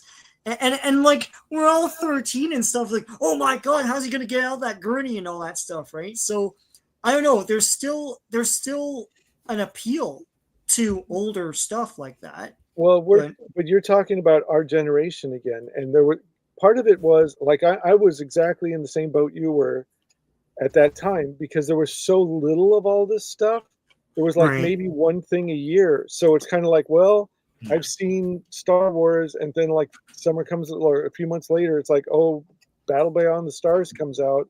I've seen that. Now what do I watch? And it's like, oh, months later, Battlestar Galactica is on TV, and it's all those are like the one thing at that time that's new, and you savor it till the next thing comes along.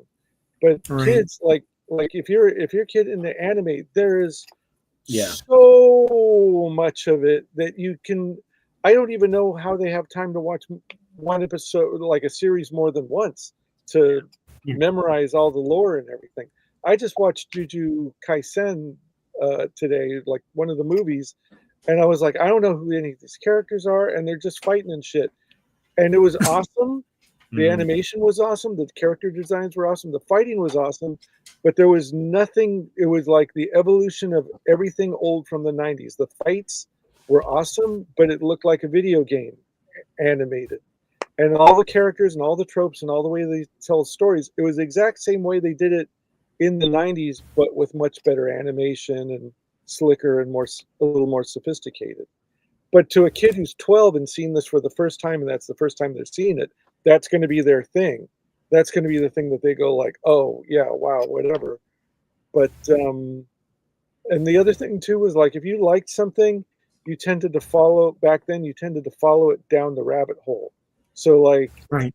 You liked Star Wars, and then George Lucas said, "Well, I got it from Flash Gordon and Right. John Carter books." Then it's like, okay, I'm going to the library and finding all the Flash Gordon books, and I'm going to go to the used bookstore and get all the John Carter paperbacks, and that'll. Yeah, that was me and Dick Tracy. It's like, I'm reading 30s and 40s news.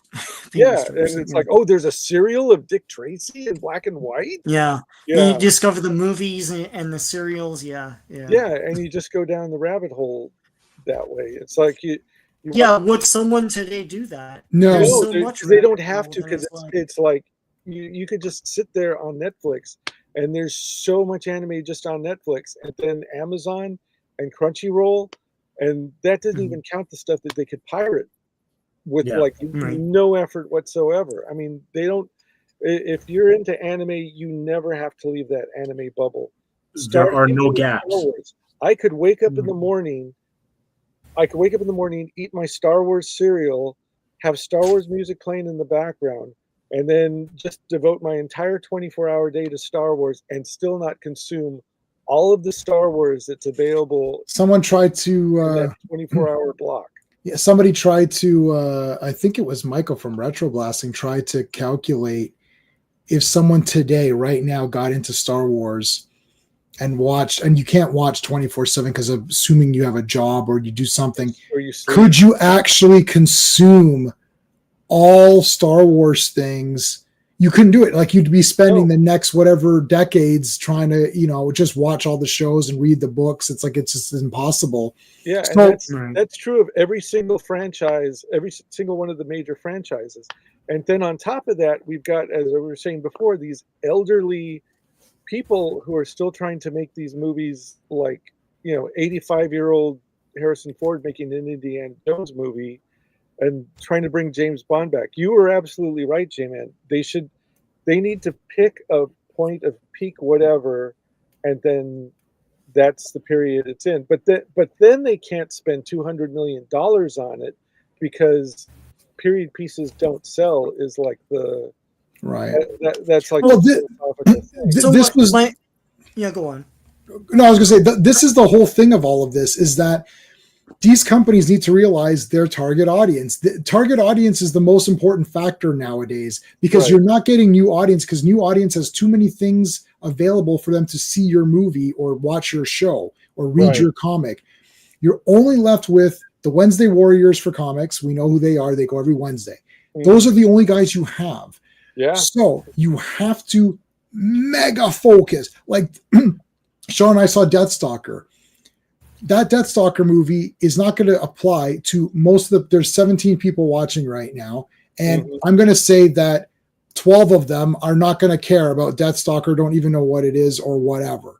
Yeah, well, a lot of the people in the cinema, twice. The people in the people in the cinema for Deathstalker, 75% of them didn't know what Deathstalker was. Yeah. Out of the 25% that were left, 10% of those are the people that made the movie. Yeah. Out of the 15% that were there, about half of them had heard of Deathstalker or maybe seen part 1. Yeah. That's it. You could they literally, and I'm not making these numbers up out of my ass. Sean sat next to me. They said they asked. We were 3 hours early and talked to everybody. We talked to everybody, but they asked. Hold on, they asked. She said, the lady said, "How many of you have seen the original Deathstalker movie?" I looked around. The entire theater was full. There's like 7 of us, and 3 of us were us. Right? But you guys, in a room full of Deathstalker fans, you and I are probably the only ones who've seen Deathstalker 3. Yes, I know, and I own and I brought out the VHS tapes to prove it. But right, but hold on. But he did say he did say it. So I'm unfortunate. We'll play it for 1 second, then we'll go back. We'll play it. I'll have my revenge, and Deathstalker 2. She looks at the camera. When I heard you were going to go see that movie, I spent I don't know how long thinking like, how am I going to put that in the comments? How am I going to work that in? Your comment was the best. Yeah, it's like you saw the Q&A and Deathstalker 2. Oh, I was like, that's so good. That was perfect. Okay. Yeah, Tron is a dead franchise. Let's talk about Tron. This is a good one. Hold on. Tron Ares. Once again, I wouldn't greenlight this. I love Tron, but Tron has never had an audience. I don't know. Trying desperately to make it Star Wars. It's never been that. No. It wasn't that part one. Wasn't that part two. They made a TV series. No one cared. Right. Why would you make a big budget part 3? Right. So Sean. Okay. So hold on, Sean. Wait. That was my point. So my point was that because you're so target narrow focused, this Deathstalker movie was crowdfunded and got some. So the budget wasn't that big, and for that budget, they worked really, really hard and made an awesome Deathstalker. It's an awesome Deathstalker movie. Now that's not going to appeal to everybody, but they're not going to lose money, and they're going to have it will sell the Slash did the song. The song is very good. I have it on the phone. Yeah. Mm-hmm. The song is very good. It has that, it has, and even has that beginning like, so it has that, and it's going to come out on Blu-ray, and we're going to buy it, right? Some of it, right? So, but it didn't spend a lot. These people think, oh yeah, Tron, that's an IP. It's like if the people at Disney said they didn't even bother to Google it. Like they could have just went to Google and like, Tron Legacy. Oh shit, that didn't make that much. Yeah. Oh, Tron Part 1. No one understood and thought it was weird. Oh, maybe we shouldn't do Tron Ares. Like, I'm not saying it's bad. I'm going to buy this on 4K and slip it right in the third slot, right next to the other Tron movies, and I'll watch it and be like, that was kind of neat, and then that'll be it, and then I'll be like, I've got my Tron collection. Yeah, that's all. It's disturbing because they're marketing so much to us, to this aging audience, and I don't it's like when that Minecraft movie came out, I knew it was going to be a hit. I'm not stupid. And it's like my next door neighbor, his kid, he's like a teenager now. He was all about Minecraft when he was a kid. Like I know Minecraft is big, but they were like, oh, we're so surprised that it made so much money. Are you idiots? You've concentrated so much on Tron and G.I. Joe and stuff. You don't know that there's also been other generations that have their own thing, and like go bug them. It's like go make the Monster High movie or whatever. Well, and the nice thing is that you don't have to worry about the stars being like in their 70s or 80s. It's like you waited too long 3 times. It's like Tron's not in it. Well, yeah. Well, Tron's not even in it. I don't think they even know what Tron is. Tron's a guy. That character's not in the movie. No, that character's not in the movie, but you do get Bridges for like 3. Yeah, so seconds. Flynn, but it's called Tron. Shouldn't he be there? 1 second, Joe Dog. I don't like Wicked because I don't like the musical. I don't like the story, but this movie cost 150 million and made 750 million. Yeah. So unfortunately, I think people are going to be excited for Wicked Part 2. Yeah. It made 750 million. It made more than that garbage Superman movie. Right. And Fantastic Four. Wicked is made for Ariana Grande fans and theater kids. Yeah. So that is like not even us. And if you don't have kids of your own who are like, it's like doubly not for us. So, but like with Tron, the first one wasn't a hit, and then they waited like a decade plus to make the sequel, and then they waited another decade plus to make the other sequel. So it's like you can't even have like the original actors because Bruce Boxleitner looks really old, and so does Jeff. Like you could de-age them. He's not in the movie. Yeah, he's not in the movie anyways. If it had been a true sequel, I think they just like said, oh, the one thing that said about Tron a lot is like people at that time didn't know what a bit was. They didn't know what a user was. Like there was all the program, and it's like I'm like a financial assistance program. Like, okay, what is going on? Like, could not. I want to say at this point, you should just make one of the mini series as a movie, a live action movie. Unironically, just have all the characters that just show up. Like I'm Shipwreck and all that stuff, and just do that. They can't save it. Listen. here's the other thing: the stuff that we liked as kids was too advanced because it was cartoons. To make it come to life perfectly, you need these huge budgets. And the thing is that it's not going to make that. This He-Man movie is not going to do well. I'm stunned. This He-Man movie, you want to know how much it's going to make in its opening weekend? Look at the Tron returns from this opening weekend. That's exactly what it's going to make. Yeah, Tron I lost know 80 that. million. Listen, I love He-Man. I want to see a big He-Man movie, but I wouldn't greenlight this. Like, I'm not dumb. I don't know. And this He-Man thing is like that spat of movies from the 40s that they made in the 90s, like Phantom, Shadow, exactly right. Dick Tracy. It's like this is like, who is this for? You're making this in 2025. The franchise's peak was the 1985. What's happening? And look, they made these toys. They made these toys. Dominic, hey Dominic. So he's mentioning this. This is the HasLab thing. It costs about $260 US. With shipping, it would be $300 US, which means it would be about what? $550 for us to get this. So $550 for 3 3/4 inch Tron toys when I bought the entire vintage set for like $80. I've got the original ones. They're right there. They're behind the picture. Yeah. And it's like, who's going to buy this? Yeah. It's totally that's 250. What, they can't handle money. See, what they need to do is go with the Deathstalker model and find instead of going like the coolest stuff from back then. There was one of the other thing that said a lot about movies from that Tron era, specifically Labyrinth, Dark Crystal. Princess Bride. Those movies were flops too, but there's this like whole cottage industry now of stuff that's like it looks like it's for kids. I sell kids books for a living. There's like kids books based on these old franchises that maybe the parents are showing to their kids on DVD or Blu-ray or whatever, but it's for the parents. It's for the millennial parents. And they think that like, oh, there's a lot of interest in this now that there wasn't back then because it's a bigger generation and they're like really into it. Yeah, I mean, I liked the Dark Crystal when it first came out. It's a storybook, but yeah. When I saw this, I was like, who is this for? I guess it's for me? No, there's little golden books for children for like 3 to 5 years. Sposters and stuff, yeah. Ghostbusters, exactly right. Yeah. So it's like, so you go like, yeah, like who's this for and all that, and they're spending.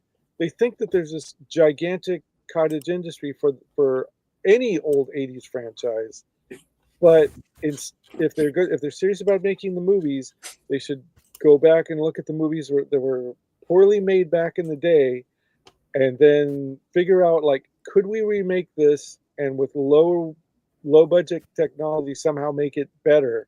Like if you were to remake the American Ninja movies, but get like a real kick-ass martial artist to play both characters. Yeah, Scott Adkins or something, or that Marco Thor. The secret sauce is well, they would be English Ninja, but it would be like yes. Well, he can lose the accent. Yeah, but like Scott Adkins and Michael Jai White or something cool like that. But and I would watch the shit out of that. You need a filmmaker that cares. Like this Deathstalker thing is made by a fan. And there aren't very many of those for this kind of thing. Yeah, it's going to get a lot of love in the fanosphere. Like Red Sonja just came and went. Like that was like, because it sucked. We went through all that. Yeah. Red Sonja goes somewhere between it sucked and for a movie made for the leftover budget of 2 huge budget movies, it was okay. Right. All right, let's talk about this horrendous Wonder Man teaser and trailer. That's the state of fandom right there. I don't even know what to make of this, to be honest with you. I don't know if it's going to troll the fans but like, at what point does going so meta backfire? Because that last episode of She-Hulk didn't go well. And unless you're going to do it like the show, whatever the one that, Pineapple Express, what's his name? Seth Rogen was doing, which basically is an inside look on how to do it's a lot of inside baseball, right? and Oh, working, yeah. right? Unless you're The going to one do it where he like runs the that. studio. That's awesome. Yeah, the studio. That's it. Not the show. The studio. Yeah. That's it. Studio. So unless yeah. you're going to do it like that, where like it appeals to everybody, but it's also got a ton of inside jokes, it's not going to work, because you might want to know how the inside of being an Avenger works, but not working on a movie set trying to be a hero. Like, how's he going to get his powers? What is it? Like, I just don't see how this is going to work. At this point, does he get powers? I'm not even sure anymore. Yeah, Wonder like, Man. I think it. Yeah. Yeah, Wonder Man is tattooed on my arm, so I really like Wonder Man. And just it's like he's not going to be the MCU Wonder Man anyways, because they messed up that entire story with Wonder Man. So he's not even going to be in the Vision storyline, which is right integral to Vision actually being what right. I'm sure they don't know that. And they didn't. It's not even. They didn't even. It's not that they didn't just. Okay, so they race swapped him, but they character swapped him. He's not even Wonder Man anyways. It's Right. They didn't change the race of Wonder Man. They just changed what Wonder Man is. Oh, he's this actor who wants to be in a Wonder Man movie. Like, what are you talking Simon about? Williams didn't start as an actor. He was just he's that embezzler. I think at some point someone probably read the bio and said he's an actor. Let's make a whole thing about actors. Like, yeah, that's like one aspect of the character, and that's not even from the beginning. Yeah, he's all pissed off at Tony Stark. We read we've covered many Wonder Man things on the channel. Yeah, we read his origin and everything twice, because we did a podcast on it. Then we later went and redid the origin, and we did it for the event Earth's Mightiest Mondays. And Wonder Man, he embezzled the money and all of that, and then he's like, "Oh shit!" So then that's why he went into, "Okay, I'll help you beat Tony Stark." And then that's interesting. That's not going to be in this. That's not going to be his. And then they infused him with all that ionic energy, Zemo and whatnot. And then he goes and fights, and then he turns good because of the goodness of the Avengers. They help him, and then he dies. And then later he comes back, and then later he's that ionic energy guy way later. But the brain patterns are used for Vision with the Human Torch's body, so that's why he kind of likes Wanda. So it's this whole convoluted thing, which is comics, so it's kind of cool because it's part of the whole thing. And then he becomes like this sort of stuntman actor guy who does all of these things. That's sort of in his solo series, which I was collecting. I got the whole thing of that, and like they're just going with that. But they're not even saying that he has powers. The trick of it is that Wonder Man actually has powers, so he can make these movies, and it can look really good because he really does have powers. Yeah. So that's the point. But that's not this movie. The first trailer, the first teaser was Wonder Man as an old kind of cheesy sci-fi looking hero, and I actually thought that looked awesome. I was like, they should just make this. They should just make this show. But they're making fun of it though. They're making fun of it, and I was like, they should have just made that show. Yeah, just I would watch that. Yeah. Okay, so I don't know much about the Wonder Man comics, but I think this inside baseball of the making of a TV series was already covered by Ricky Gervais with that. Yeah. So like I can't even imagine what jokes that they would bring that they're new. Like we've all seen a movie or something about the making of a not great movie or TV show with the crazy eccentric director who's a mad genius and blah blah blah blah. Also, it's one of two things. Well, it's one of three things. If this is 100% all this show is, like the making of this TV show, and it's already been covered by Ricky Gervais, that's lame.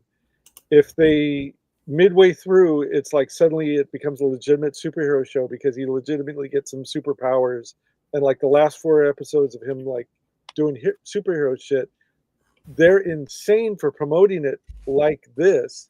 They're slitting their own throats because like we've already decided I'm not going to watch a ripoff of a Ricky Gervais show, and you're going to have to like unconvince everybody that no, we actually have a Marvel show.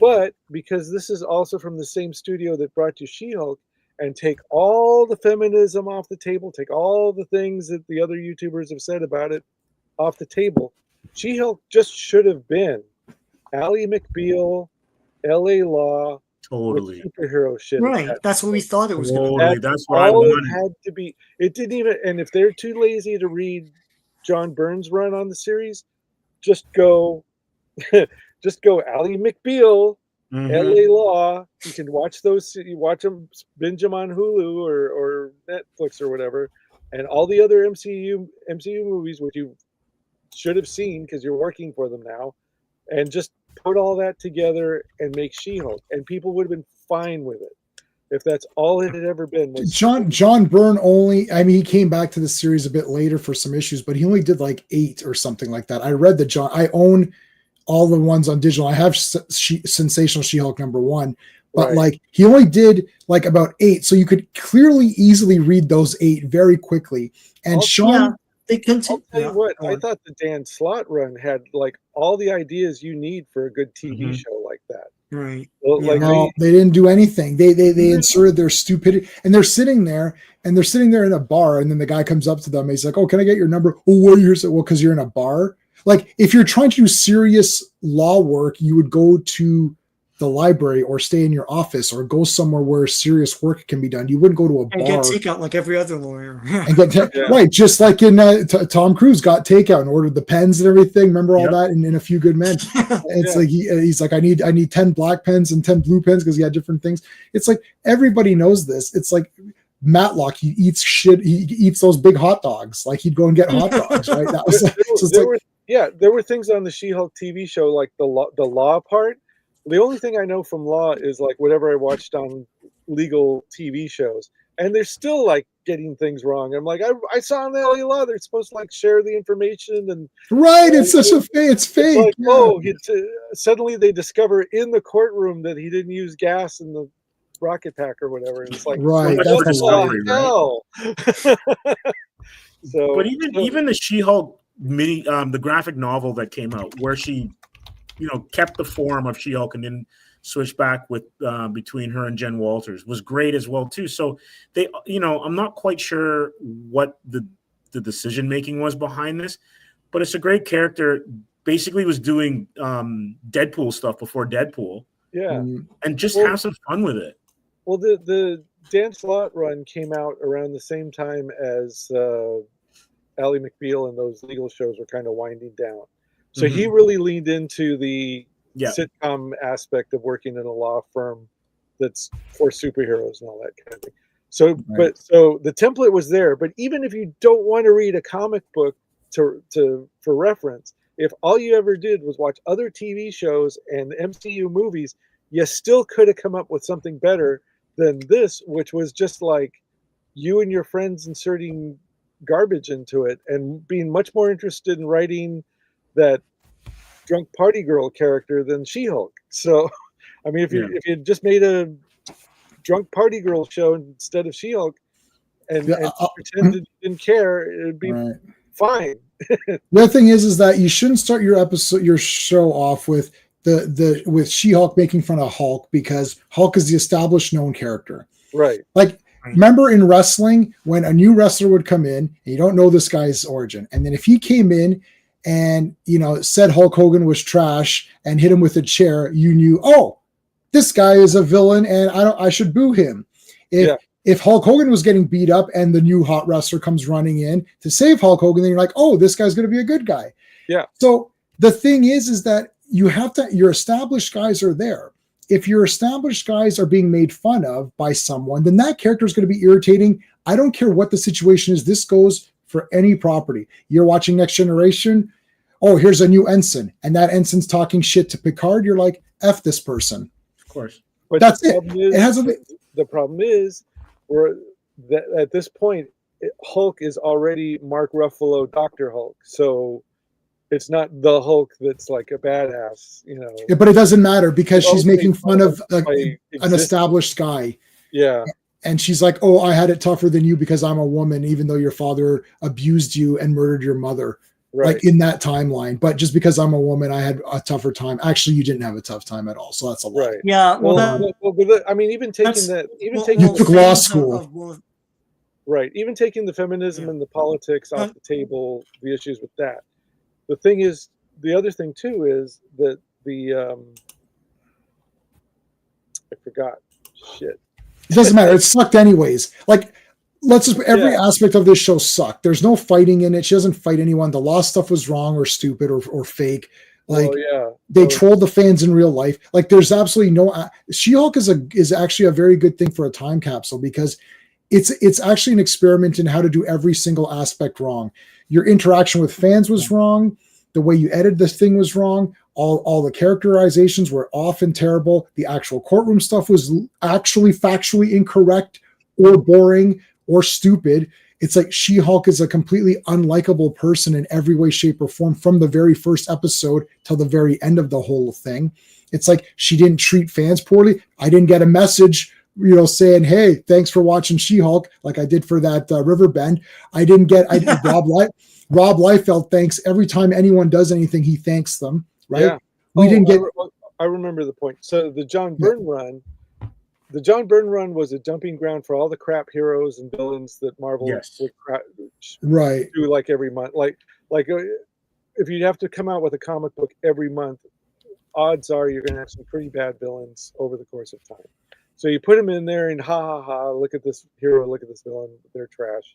And to comic fans, that was hilarious. It was so meta. It was like Marvel admitting a few of the things that they did weren't awesome, So that's amazing. So you can't really do that for normies. But they did do. Yeah. They tried to do that with that one episode where they go to the leapfrog psychology struggle session. But nobody knew who those villains were, and they looked terrible. They looked like they went to Party City and got horrible store-bought Halloween costumes, and so the joke was just quadruply not funny. It wasn't funny to comic book fans. It wasn't funny to normies. It was confusing, and it was slow, and the jokes were old and stale. So again, like so you could toss out the John Byrne run, except and plus we've already seen Deadpool turn to the camera and talk to people, so people are going to not know that it was She-Hulk. Normies are not going to know that it was She-Hulk who did that first. But but she could have said it as a funny thing. Like this, okay. The point of She-Hulk, the point of John Byrne's She-Hulk, and Sean and I discussed this on stream many times, is the fact that it deconstructed comics as well. Yes. So, for example, she's late to the meeting, and then she's like, "Oh, I'll just jump a panel." Oh, she's like, "Oh, phew, I made it." So So how do you translate that to a TV show? Same thing. She's like, I'm late for a meeting. Oh, wait, the set's right there. And then she walks around the set into the meeting. She's like, oh, I made it in time. It's like, oh, you made it just in time. She's like, well, I set hopped. Ha, ha, ha. Mm-hmm. And she could look at the camera. She's like, I'm talking to the camera. She's like, I know what you're saying. Deadpool did it first. Ha! And actually hold the comics up and say, this comic is this. That's how you embrace it. Exactly. Yeah, it could have been. I mean, that is a to me, that's kind of a minor point, but yes, that is how it could have been. That's one of many things that could have been done. But they didn't pick anything. No, like everyone is saying, well, what if they picked Ally McBeal? What if they picked just General Hulk action? She fights guys. What if it was more like defending the lame heroes? What if it was more fourth wall breaking?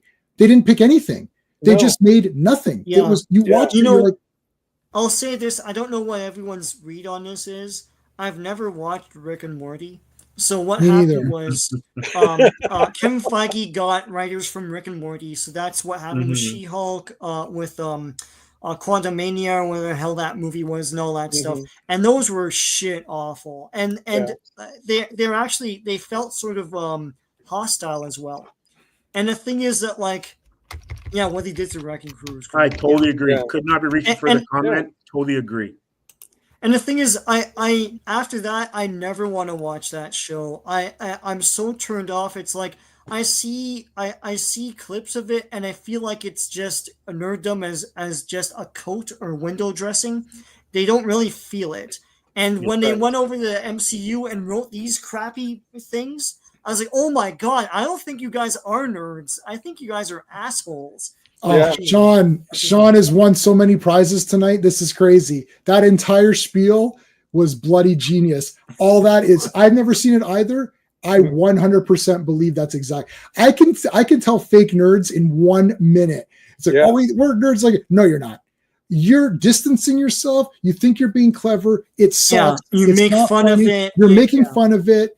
Right. No, you're fake. You're the fake nerd who tried to come in and pretend like you were all with us. Oh, guys, are we going to play D&D? Yeah, it's going to be really fun. Nerds. It's like, right? Like, yeah, get away. I don't like Big Bang Theory either. Same reason. Right. It's like, it's all fake shit. It's like, oh, Raiders of the Lost Ark sucks. No, it doesn't. It's awesome. And I debunked your stupid garbage in 1 second.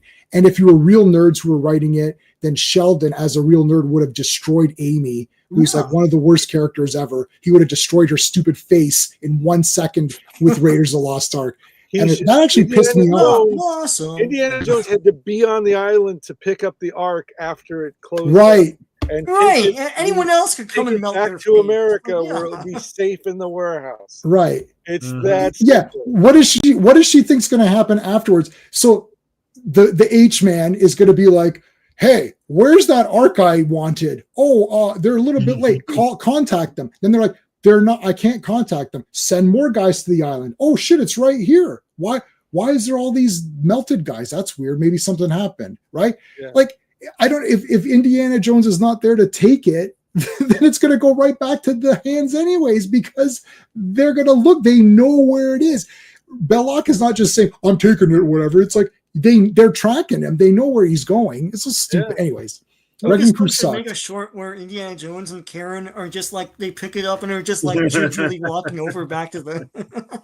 Well, he's going to put a blanket on the ground and then like drag it. Yeah. Well, no, it had the two poles, no?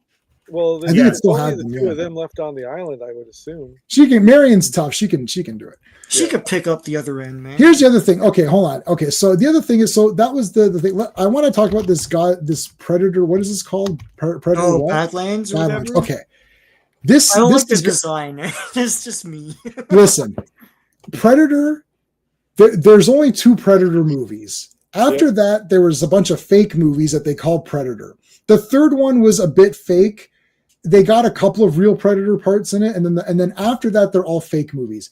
The Predator, people are like, "What's Predator about?" Well, it's like this alien, and we're seeing their culture and the way that their teens grow up. It's like, no, what are you talking about? The Predator is about super beefed up, awesome guys that are the machoest macho guys of all time, getting their ass kicked by this weird alien, and then they got to team up and take it down and win. It's about winning against that thing. Same with part 2. And in part 2, it's Danny Glover, who's a super tall guy. Nobody says this, but he's a super tall guy. He has his badass team. When the Predator in the beginning of Predator 2 is in the jungle, which is the city this time, he's looking and he sees there's all these cartels fighting each other. There's cops fighting. There's war zones going on. And the only guys that can get anything done is Danny Glover's team. So he's like, oh, this is the badass guys of this region. And because he fights the Colombian guys, he fights the Voodoo Posse in that as well. The Predator's going after all of these guys. And Danny Glover is his team are the elite of the elite because they stopped that thing. Predator 3 is like, oh, we picked people off this thing and put it in a thing. That's not fair. How is that fair?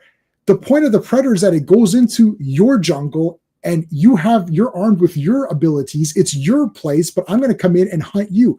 We don't teleport lions and tigers and bears and put them into a zoo and then hunt them. That's not Predator. That's weird. Yeah, that's weird. Yeah. And then it's like, oh, let's get into this is a young Predator. What are you talking about? Who cares? I don't care about how the Predators eat and what their manners. This isn't Star Trek. It's like, well, how do the Predators, do they have elections?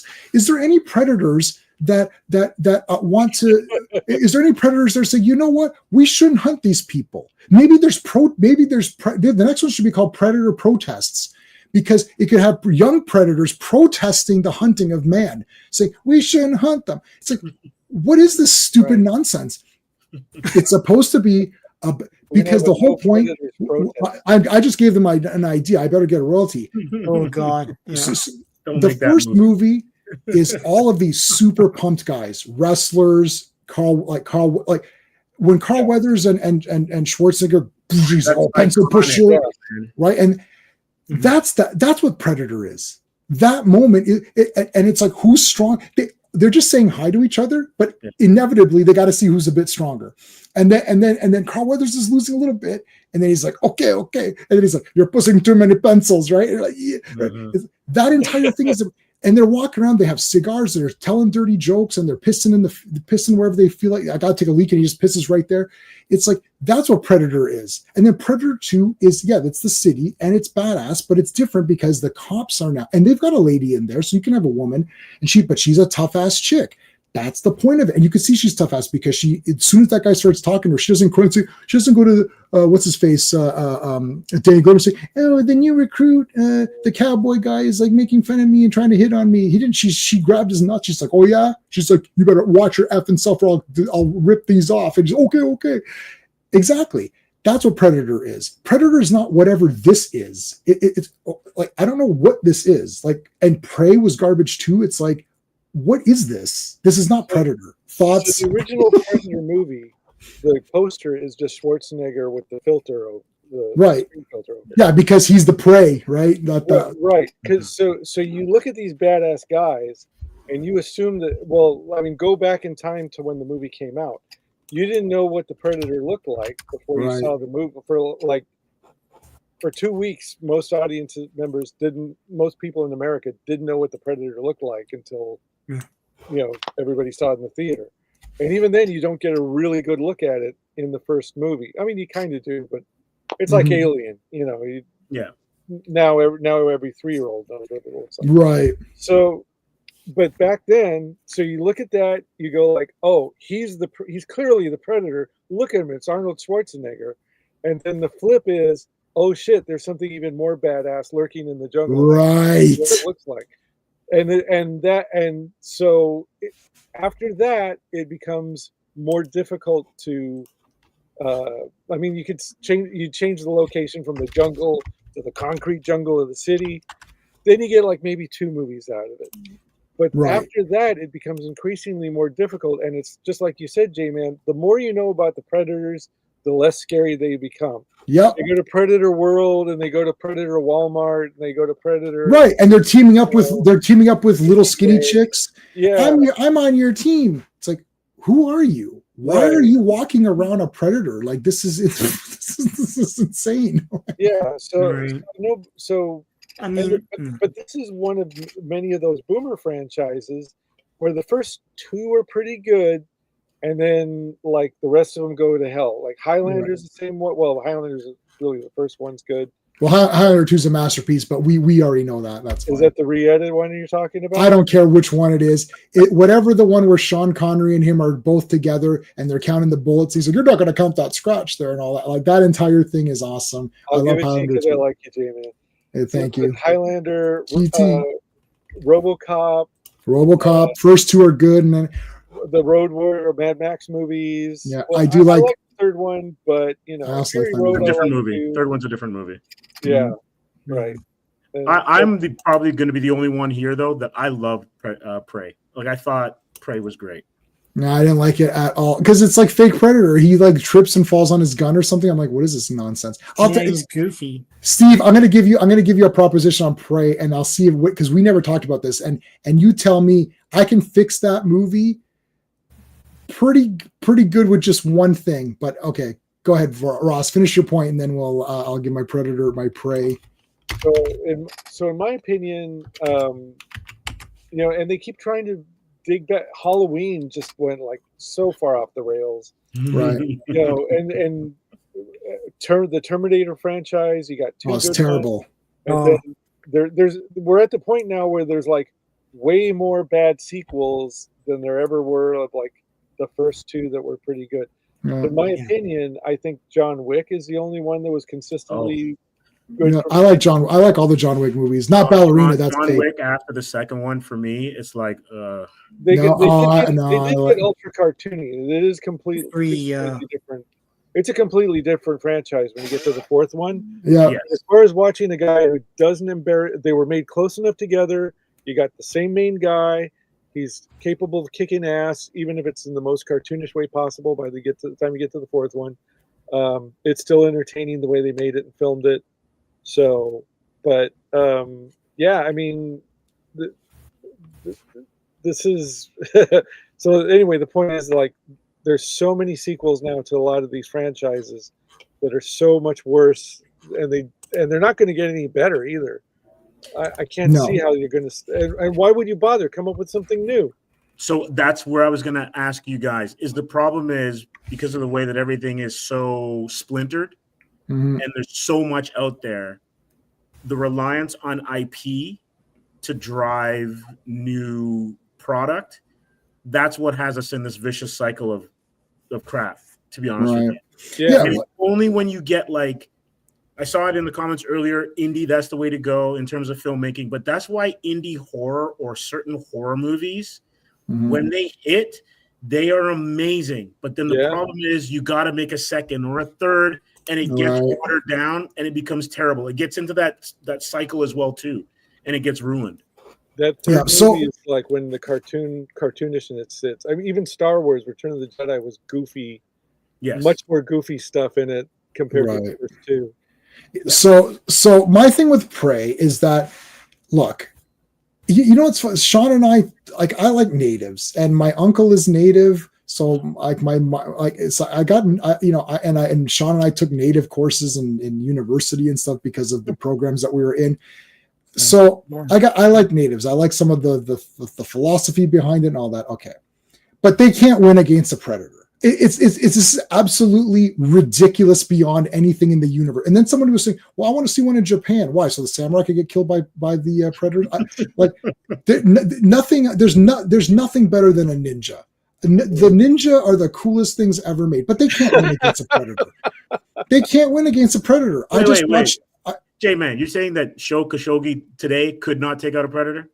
I don't think he can, man. I just watched The Master. I just watched an episode. I'm watching an episode of The Master every week. So I watched one today with Sho in it, Osaka, and they had a great little fight with Sho Khashoggi and the very different looking stunt man who's playing Lee Van Cleef. I watched that show when it came out the first time. I watched that on broadcast. I love that series, man. I love it. I absolutely. Okay. Kane Kasugi and Scott Adkins could take teaming up could be no. Okay, but hold on. So when they do in this Prey movie, what they should have done, it starts out normal, and then all of a sudden maybe there's like some creature or something that attacks these people, her little group, and they have blue blood, and then you're like, whoa, blue blood. Oh, they're not humans. It's another world, and you make them stronger. Like they can bust a tree down. Like the whole point is that the predator should be like, this is like to me, this is like, yeah, right. To me, this is like Alan Quatermain is going to go hunt rabbits or something. Like, like who cares? Like, it's just terrible. Hey, Genko. Who else did we get? Anybody new that came in? GT, how's it going, GT? Yeah. So like Prey was nicely shot. And here's another way to fix it. Don't make it the Predator. Make it a different monster, like Outlander. Did you see the movie Outlander with Jim Caviezel where he's with the Vikings? Yes. Don't make it because if you make it a Predator, it makes the Predators weak and stupid. This girl cannot win against a Predator. There's no way. It's just it's crazy. I don't have. She kind of doesn't. The Predator makes mistakes. So that's true. But she shouldn't appear to get the upper. But that shouldn't happen. He shouldn't make mistakes, and she shouldn't win. I have nothing against this actress. I thought it was photographed very beautifully. The other problem is that this is a personal thing, but when we did the stream on this, one of our streamers said this was better than he said this was the best Predator movie. That's all this comes down to. I can't go with that one. Right. Yeah. I was like, firstly, okay, if we're going to do the rank, this one is not as bad as The Predator, which is unwatchable. The Predator? Yeah, The Predator. That was the one they were trying to make a universe franchise out of it. Yeah, 2018, right? Okay, this was what's her face? Wait, is this the one with the school bus? Olivia Munn? Yeah, Olivia Munn. This one's terrible. This is the worst. This is I just have to say Olivia Munn. Now you know what. I knew it was Olivia Munn. Remember which one they were hiding on a school bus with Thomas Jane, right? It's Thomas Jane. Yeah, it's a bunch of comedy actors and stuff. Yeah. So this is terrible. This one's tough. This was like bad movie night good though. This I can't even watch this for fun. So this is a bad movie. The other one is AVPR, which you can't see. I watched it on 4K TV. I'm like, I can't see anything. It's all dark. It's like dark. third or fourth best Predator movie. I wouldn't say best. I would say it's like making it seem like it's the fourth best or or third best or fourth best means you're saying that it's good. I'm saying it's the third worst. Yeah, like some It's the DVPs third are better watchable than Predator Predator. movie, and then they become unwatchable after that. There's only 2 Predator movies, 1 and 2. That's it. Yeah. And then all these other ones are fake Predator movies where there's an alien in it that looks like the Predator. And we just pretend, it's kind of like the Predator, I guess. So it's like, Sean, do you think that looks like the Predator a little bit? Yeah, it does. I think maybe they took some inspiration. Well, the movie's also called Predator. That's a coincidence. That's a very weird coincidence that they made a movie called Predator with a thing that kind of looks like it, but it's not the real Predator. I'm watching the movie and I can tell that it's fake. I don't know. It's just the most disturbing thing in the Predator is those Predator dogs that have Predator faces with the dreadlocks. It's the weirdest thing. That makes no What sense. is this? It makes no sense. Oh, I love it. Oh, yeah, this is terrible, man. Dude, It's the dog with the Predator head. would it I've seen Frenchies. No. I've done my job for the day. That's I love no. Dr. Moreau bad. Oh my god. I like Island of Dr. Moreau. I thought that was fun. The dog from the Donald Sutherland Invasion of the Body Snatchers. You remember that? Oh yeah, my god, that how dog can is ridiculous. I saw that in the theater. How could you forget it? You see on the Hey, myself. Muttley. Muttley, yeah. Yeah. So, all right. I've gotten to the point where, like, when they say they're going to make a new one, most of the people I know who are our generation just roll your eyes and go, like, "Oh, I may or may not see that if it comes to streaming." Like, what is this Badlands? Like, why is this woman standing next to this fake thing, this fake Predator? Like, she is a Wayland She's a synth. Yutani synth. Yeah. Right. So it's fake. So it's more fake crap. Why are they creating these loser like? You know what it is? What's up? You know what it is really? It's kind of like Training Day, but without a Denzel version. Oh, man. Without Denzel, I mean, Training Day. It may as well just be called Denzel Washington is awesome.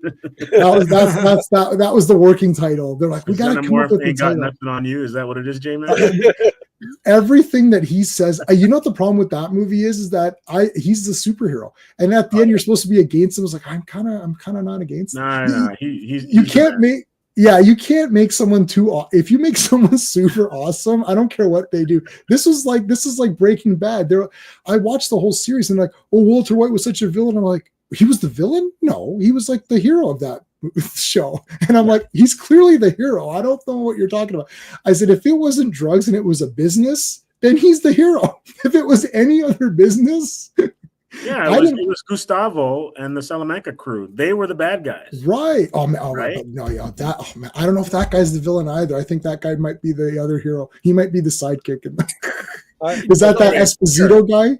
Is that Esposito or whatever? Giancarlo Esposito, yeah. Yeah. Oh, okay. Yeah, no, that guy. Gustavo Fring, man, he's one of the best. He's one of the best characters. Like he's a hero. He's had amazing characters from top to bottom. Yeah. No, he's a hero. Like Gus Fring or whatever. Yeah, no, that guy's a superhero. Especially his final scene. Everything about and the fact that he's dead is absolute garbage. He should have survived and won. He's the best character. I loved every second of that guy. Oh man, yeah, no, that guy is awesome. Yeah, that guy's awesome, and yeah, I think I like him better than Walter. Yeah, Walter. Yeah, I like Walter, but no, Fring is the best. Let's. I think that's like we could safely establish that he's literally the best. He's better than Eisenberg.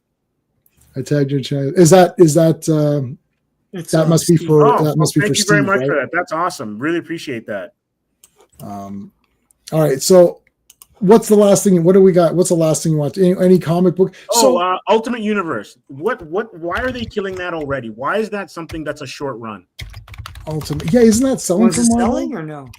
I have no idea. I was reading something where they said it was planned to be because what is it? 2 years? Yeah. Like, what's the purpose then? What were the titles? I only remember Spider-Man. Concludes next year. Black Panther. It was Black Panther, Wolverine. Spidey. There's lots. Yeah, X-Men for sure. and I think the Ultimates. It was. I personally didn't like it, but I didn't read much of it. There's Wolverine as well, and yeah, but it was. I think it was selling well. Yeah, I thought so. I think it was selling Spider-Man, well. at least. Spider-Man for sure was. Spider-Man for sure was up there with Ultimate. this one. Sorry, Absolute Batman in terms of the two biggest books. Yeah, and I don't really like Absolute Batman either, but they were selling. Last year. Yeah, they were big. I remember a lot of people purchased. Even I got this one, and not even that, but there was what's the thing called, previews or whatever comes out to show you the issue of previews or whatever it is that has this is actually on eBay and worth money. And I actually have that because I just always grab that. So like the Marvel version? What's Marvel's thing? I don't know what it's called. DC Connect and Marvel Previews. I think it's previews. Marvel Previews? Is that what it's called? So Marvel Previews with Ultimate Spider-Man on it. People are selling that now. Yeah. Huh. I didn't get past the dinner scene. I just sent you a CBR I got it. article, J-Man. Let's see CBR. Oh, that's a trash outlet, right? Let's take a look at it. It is. J-Man, they are terrible, but they do have something on it. Yeah, if you can extricate the actual news from all this garbage, then it's fine. Yeah, so I think it was doing well. Sorry, Sean, what were you saying? J-Man, you had a question about DC blind bags, and you. I answered it. I got it answered. It's only it's not. They're not getting rid of the normal ones. Okay. Yeah. J-Man thought they're gonna do all blind bags for their entire DC line, and I was like, that was reported. Yeah, that was set. Yeah, so Ultimate. So okay, we want to talk about that, and we want to talk. Okay, so Ultimates. I think it was selling well. Why would Marvel get rid of it? Because Marvel's dumb anyways. So I don't know what other answer there is to that question. It's like they don't know what's going on. Let's talk about the blind bag stuff because, blind bag, DC's done it. DC, KO, KO, all of the blind bags. So I grabbed let me see if I get this right. So I got this one of the KO #1. Yeah, and I picked it up from Capitaine Quebec here in Montreal. And so I'm kind of lucky because it was a cover that I probably would have picked anyway. But I remember watching something about McFarlane talking about blind bags at New York Comic Con, and he was like totally against them. Yeah, I'm against it. Like Groucho Marx, whatever it is, I'm against it. No. So I bought one for Batman #1 because I didn't know what it was. Like, I mean, I knew it was a blind bag. So I went to Carlos is my shop, Gotham Central Comics in Mississauga. That's the shop I go to. I went in there. I saw this Batman #1. It was on my pull list. So I got the cover A or whatever. And I saw all of these. And I was like, oh, what are these? And he's like, well, they're kind of special ones. It's like a mystery bag. I thought, oh, what the heck? I'll grab one. I didn't realize it was $15 because they're all foils. I was like, ugh. So I don't like, this is definitely, I can definitely for sure tell you that most people probably in the chat, probably even maybe Sean is with me on this one. I think Sean might be I'm not even sure if Steve would be on this one or if Ross would be with me on this one. I don't like bags and boards. I don't like cardboard covers. I don't like puffy. I don't like any of it. I want not cover A, because if you say cover A, that sounds like there's more. There should be the cover. This is the cover. That's it. I don't like any of it. I said this once at the shop, and man, did I get blast. I got so blasted by everybody, and I never backed down. But even I was like, oh, I don't have time to fight this battle. Weird. I'm like, you like paying $20 for those weird variant covers and having to spend $200 to get like all versions of the same book. I'll tell you what turned me off. Okay. So I bought this Batman one, this one right here, and I got I don't want to get it out. It's like underneath here. So I got the foil looks good. Like I looked, I said, this looks really cool. Like Steve just showed that one. That looks really neat. Yeah. I thought, oh, this looks really neat. Okay, cool. So then I put it away. I said, okay, it's a special one. It's a number one. So Steve, you got a DCKO number one. It's a special event thing. So it's cool to take part. And then I went on eBay and no. Then at my comic shop, they posted a picture of a couple of people holding like a gold foil version. I thought, oh, that looks pretty cool. There's like a gold one. Mm-hmm. So I guess that's one in whatever. I know it's some sort of ratio or something. So then I went on to eBay and I saw the guy saying, congratulations, we got to. And then when I went in the next week, the shop owner was saying, oh, did you hear, a couple of guys got some gold ones. I'm like, I don't even know what you're talking about. I'm like, I saw pictures of gold. I don't understand what that is. Mm-hmm. So I went home and I went on eBay for gold Batman. This comic just came out. Mm-hmm. Somebody wanted $3,000 for a gold. And I'm like, wow, have we lost our effing minds? Wow. What do you think is going to happen? Okay, okay. I go, Steve, do you go every week or I mean, you go to the comic shop, do you go every week or you kind of wait? No, I go maybe every 6 weeks, 2 months, sometimes. Okay. Right. Yeah, no, this is not a judgment call. I just want to know. Yeah, no, it's just time. So I go once a week or once every other week, depending on what came out. So if only because my shop holds everything for me. So if only one comic came out, I'm not going to drive down for it. So I usually wait. So I'm going to go this Wednesday because there's about 5 or 6 comics that I need to get. Okay. So, but I do go every like twice a month for sure. Let's say. So for all intents and purposes, you could just say I go every week because I don't buy the comic, but every Wednesday a comic is pulled for me. Right. For me to collect. So I'm buying a lot. Sean also is going every week or every whatever. Yeah. And the thing is that like we've been going since the dawn of time. Whatever comic you just bought today or last month or last year is going to be worth zero because we have comics from the 90s that are worth zero. So what do you think? So now, how long ago was that? So you want to go 30, let's wait 30 years. Well, in 30 years, we're going to be 90, right? Or whatever. So what is that going to matter? Like, we'll be 80, whatever, right? Whatever, depending on our age. 70, we'll be 80. What are we going to do? We're going to sell our collections and do what at that age? Like, none of these things are going to be worth anything. I'm only buying it because I like to go and support the shop and get the latest issue of I only get the 2 Supermans, the 2 Batmans, Transformers. I might get that. I got Skin Breakers number 1. It was actually bloody awesome. So I might get Skin Breaker. Yeah, that was very good. Anyways, so what am I going to do with these comics? Like, I can leave them to my niece. I can leave them to my nephew. Unfortunately, my nephew doesn't like Batman because he can't watch any Batman things because the Batman is too dark and too long and too boring and it's too adult. So he can't watch that. So he likes Beyblades. Like, I got the texts here. Their birthdays were last week on the 10th. And I said, what do the kids want? Beyblade Stadium X or something. I was like, okay. I said, just send me the pictures. And then for my niece, anything Barbie. Yeah. Right. So I went in. She likes magic and fairies. I was like, oh, look, there's fairy Barbie. I'm like, okay. And I went to Walmart, Beyblade X Stadium. I was like, oh, that looks cool. But I'll tell you, I played Beyblade with my nephew. Firstly, it's pretty fun. I'll give it that. It is very fun. That's another old franchise that they brought back for millennials. Yeah, it's old, yeah. So they brought, and that's it.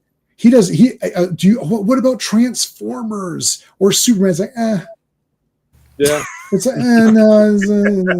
bought him the Batcave when he was like 4. They have like those little people. You know, Magic X? Yeah. Yes. Maybe. Yes. You put them in a thing and you turn. Yes. That's it. Yeah. I bought the super bat, like the big one, the biggest Batcave one they had. Yeah. And he's like, yeah, this is awesome. And then that's like super gone. That's probably at Value Village now or whatever, right? Like it's like these kids, Thundercats, Batman. Well, in 30 years, the kids now are going to be buying. Hold on a second. Myself in comics, where is he going to watch that? He's my. I don't get to show it to him. My cousin is his mom, and my cousin doesn't give 1 ounce of crap about any of these Batman cartoons.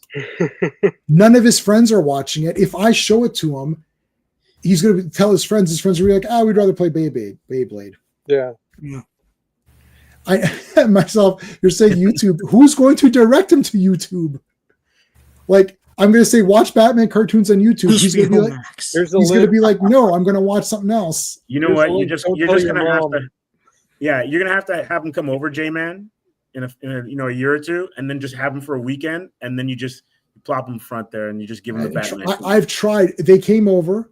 Mm-hmm. I let them pick out of like 4 or 5 movies. They picked Labyrinth, right? Okay. They made it through 45 minutes and they're done. They don't care. Mm-hmm. I tried what was the other one I tried? Oh my God, I forgot. I can't remember now. I put it on. Nope. I said, hey, you made it 45 minutes, pretty good, and they don't care. Yeah. You showed them Dark Crystal, and was it them or was it That's my other niece and nephew. Yeah. They like Dark.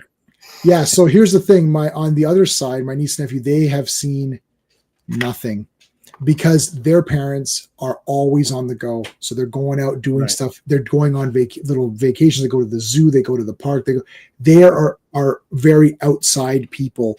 So when they sit down to watch a movie, it's a big event. So I put Superman 3 on for my nephew, and he thought it was awesome. Right. And he's old enough to think it's cheesy. Like he would have been old enough to think it's cheesy. But they don't watch very many movies. Like they'll see 1 or 2 a year. Like that's it, because they're always out doing stuff. The other niece and nephew, they're more like watching TV. They have iPads and they have TVs in their rooms, and they're watching whatever their shows are. They're not watching any of these superhero things because it's not new. I love Brave and the Bold. That's my favorite cartoon, but they don't care. They're not going to go to YouTube to seek out Batman because they don't know what it is. And my cousin, she likes the Nolan trilogy. That's it. Like she's like, oh, I like Heath Ledger. He's cool. Yeah. We don't have any of these things though. Like you got to pay for it. And they're like, why would I pay for Disney Plus? Why would I pay for Netflix? They don't care. They don't watch any of that. Right. My cousin likes true crime podcasts. Yeah. Right. Like that's what she listens to. I don't have any streaming, and I can just entertain myself all day long, pretty much for free between YouTube, what I already own, and I'll go to my dad's, and like if there's something really big on streaming, I'll watch that there. But yeah, it's fine. Well, I'll tell you. So I saw something that I consider might be the future soon, but it's controversial. It's not really political, but it's controversial. So I saw an Indian movie this week called Mirai, and it's basically a Indian King Arthur story where hero's quest, Mirai. It's on Hulu. You can watch it on Hulu. Mm-hmm. So it's basically a hero's quest thing where this guy turns out to be the chosen one to stop the evil apocalypse, and he has to go all over India and get this magic staff that's basically in Indian Excalibur. And there's like this evil guy who is in the middle of the movie, it's revealed he was mistreated in his village, and so he's got this big grudge against everybody, and he's become like the super magician. And there's like he has 8 of the 9 books that are going to bring about the apocalypse, and the 9th book they have to try to intercept him from getting that. And it's a lot of pieces of stories that you've heard before, and it's long. It's 2 hours and 45 minutes long, and it's pretty good. It's not great, but it's pretty good. But there are parts of it that I'm 99% sure we're done with AI. Mostly, well, this is the stuff the movie has in it, okay? It's got castles and palaces and gigantic sets, and it's got this location where it was like a temple in the middle of nowhere, and the hero and the villains were just blowing shit up with their magical powers. And there was a girl who had these like badass like blade things that kind of looked like the Xena Warrior Princess's chakrams, only like bigger and badder. And she could jump like she has like a wire, and there was a lot of wire foo in this movie. There was a giant bird that the hero kind of befriends and can fly around on at some point. There was a train with a bridge, and they blew the shit out of the bridge. It was a spectacle. I was like, damn. That sounds And bonkers. then I read the Wikipedia thing. I read the IMDb reviews, and some of them were saying like it was pretty good despite the low budget. And I'm like, how is this movie low budget? And it turns out it was like about $15 million in American money. And then it had it had Indian stars in it. There were big actors playing the yogis and the wise men. So I'm like, and the music was good. It didn't have any big lavish musical numbers. It was mostly just like fighting and action. So, and it wasn't like I wouldn't put it on the same level as RRR, but oh yeah, that it was great. A solid C plus, B minus. Even though it was long, I was entertained mostly throughout. It kind of overstayed its welcome. But, so it's 15 million. I just did the conversion. Yeah, it's about 15, and they actually doubled the budget. Originally, it was like less than that, and I'm like, how? That's not even like a single episode of She-Hulk cost. Yeah. So the thing is, because a lot of the AI, I'm pretty convinced was stuff that isn't being replicated. So like the one exterior shot of the castle, that was probably AI, and the one shot of the train track exploding, that was probably AI. So I'm like, there's a lot of people, especially in comic book fandom, especially in the arts, there's a lot of people taking this moral high ground against the AI. And that, I understand both sides of the argument, and I have feelings, I have my own feelings about it. But there are going to be countries like India, Japan, China, Asian countries, Latin American countries, pretty much everybody who isn't in the Western world isn't going to give a shit about the moral high ground of AI. And it wasn't just AI. There was still that, you watch the Marvel movies and there's like this ton of Indian names that come like for the CGI effects. They still had that. There was a ton of stuff that had to be done with AI, but it was very cleverly edited, or has to be done with CGI and by hand, and to get replicating shots. What am I trying to say? In order to so you can connect one shot to the other, the things have to be the same model. You know what I'm saying? So they still have to do that by hand, and I'm like, but if you don't have to pay for that one shot of the castle, which is thousands of dollars, if you don't have to pay for that one shot or whatever, that adds up, and soon your movie only costs like $15 million, and you get as much value as a lower tier MCU movie. So I think it's going to be indie movies, people who don't give a damn, and people overseas who are going to be the future of fantasy and action cinema. They can save. Okay, I'll say this, and then we got to end the stream. But really quick, Sean, what have you got going on your channel? Because we're gonna have to end quick. I have a whole bunch of comic book stuff, and I hope to put up more Halloween-related comic book stuff, including Tomb of Dracula. So stay tuned. Make sure you guys are. So we're streaming this on many platforms. So guys, make sure you subscribe to everybody on the panel. All the links are in the description and in the chat. Steve, what have you got going on for Comics Asylum? We have Ivan Kosmarek, who deals with the Canadian Whites, and so those are basically the Canadian comics that were produced in the 40s during the war when there was the paper shortage. So he's going to be coming on the stream on Wednesday to talk about Canadian comics and history, and we're in the last 16 hours of the Atrium graphic novel. And we're fully funded. We've unlocked our two of our stretch goals, and we have late pledges. So even if you haven't backed it by, I think, 1 p.m. tomorrow, you'll have a chance to contribute to the campaign. The prices will go up a little bit, but they'll still be available. All right, so they can find through your links, right? Yeah, absolutely. Okay. Ross, do you have anything you want to mention? Yeah, You're the Hunter from the Future Kickstarter is finally going to happen. I've seen the PDF. It was rejected by Kickstarter initially, and now it's going to go through. I made a video for it. I've seen the Kickstarter campaign for it. It's going to be really basic. You get the hardcover or the paperback, and you get a PDF with it, or you can just get the PDF by itself. But awesome. Let me know when that goes, and I'll share it out because I'll get that. We'll see. We'll see if I let you. Okay. All right. So tomorrow, Sean and I are back.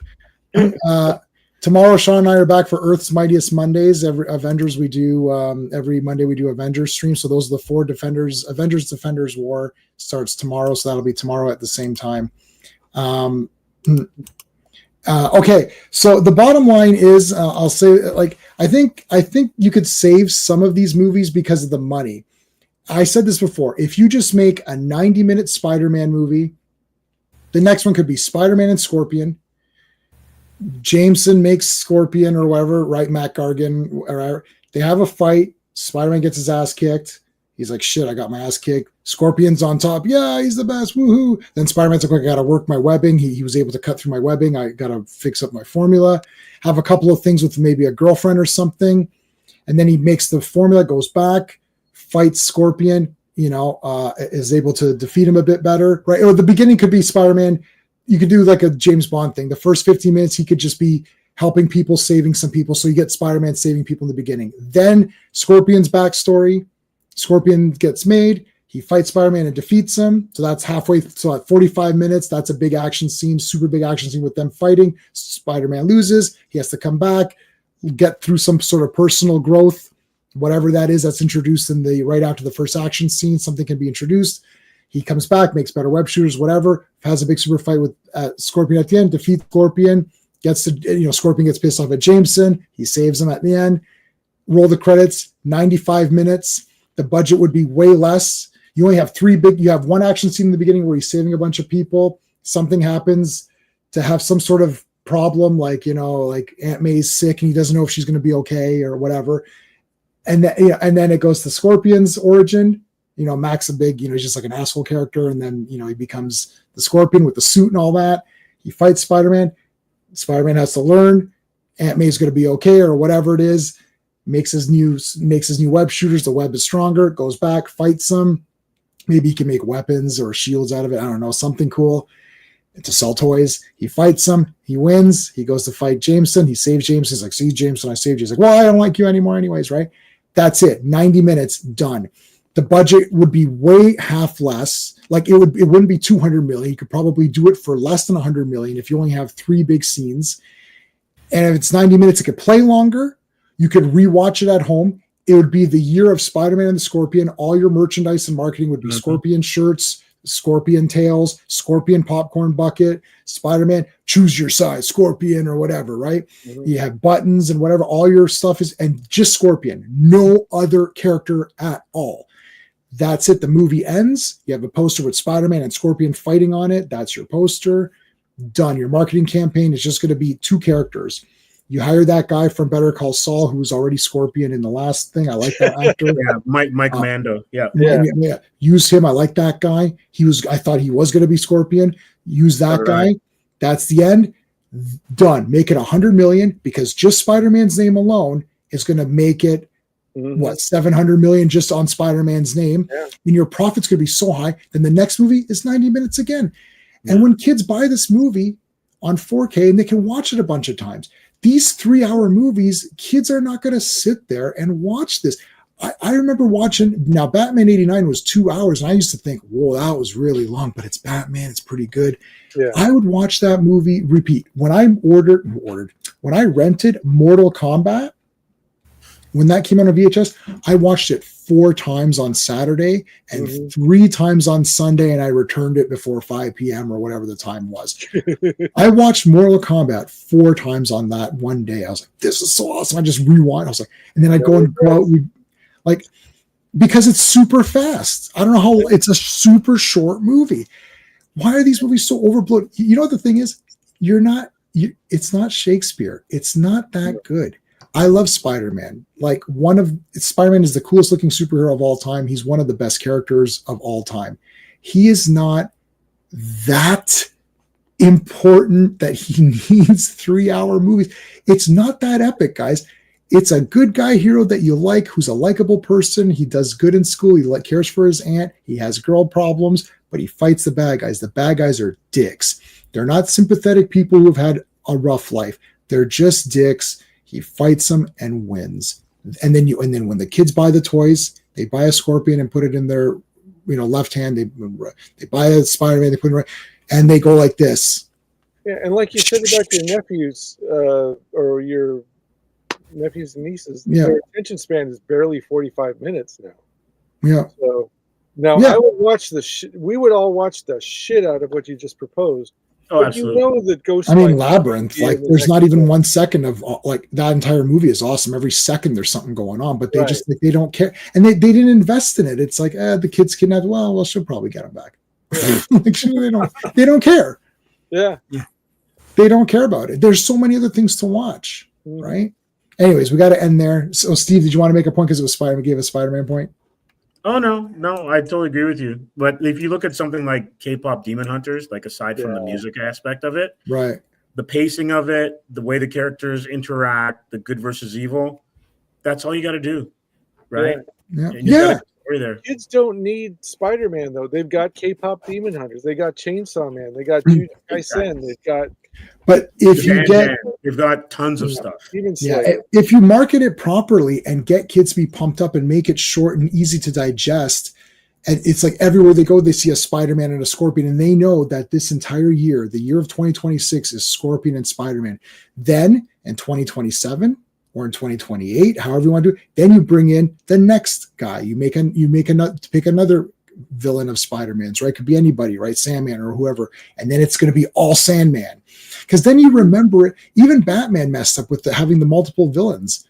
It should have just been worse than they ever did. It should have just been Penguin, and then it should have just been Catwoman, and then it should have just been Riddler, and then this is Riddler's movie, right? Yeah. Not Riddler, not especially when you get to Poison Ivy, Bane, Woodrue, Floronic Man or whatever, and and Mr. Freeze. Like, why is there like 4 comic villains in this? Like, and then Floronic Man's just killed in 5 seconds. You're like, well, not that I cared about that character, but you're like, well, he could have been used. They could have done something with this guy. Like, it would have been neat to have, it's all, and it just makes the budget so big, and then the casting is big. You have to pay all these actors. You just get 2 actors. That's it, and you have your staple characters. It's so easy. Just make one villain and then make it shorter and make more movies. Instead of $200 million for one movie, why not just make 100 million and make 2 movies back to back, right? Have Craven in the next one. And like doing these Craven, nobody cares about that. Nobody cares about Clayface. Nobody cares. Even I love Penguin. The show was decent. It was a good show. It was a good quality show, but who cares? It's like that could go. Even though I liked it, that can go. Craven can go, Venom can go. I don't understand what is the point of all the erase all these things, put that money behind a better project, and make Batman 100 minutes. Clearly, he's a detective. He should be able to. He's the best detective. He should be able to solve these things much quicker. Like, I swear to God, call Mrs. Fletcher, call Angela Lansbury. She would have solved that case in 5 seconds. Angela Lansbury would have mopped the floor. She would have been like, "Oh, she would know that thing tucks in carpet." She'd be like, she's like, "Oh, my cousin in Idaho is like a carpet guy, and I know this is it's like, wait a minute." Let's check under the carpet. Officer exposition to come in at the last minute. It's like, oh, my brother does it. What the hell is this script? Who wrote this? Anyway. I do like Basil exposition in Austin Powers. That is very funny. Okay, I gotta go. No, we're done. We're done. That's it. We're done. Guys, thank you so much. We'll see you tomorrow for Earth's Mightiest Mondays. Thanks to the panel. Thanks to the chat. You guys are awesome. Hey friends, you've just been listening to J-Man. And he is the smartest person who ever lived. So make sure you like and subscribe.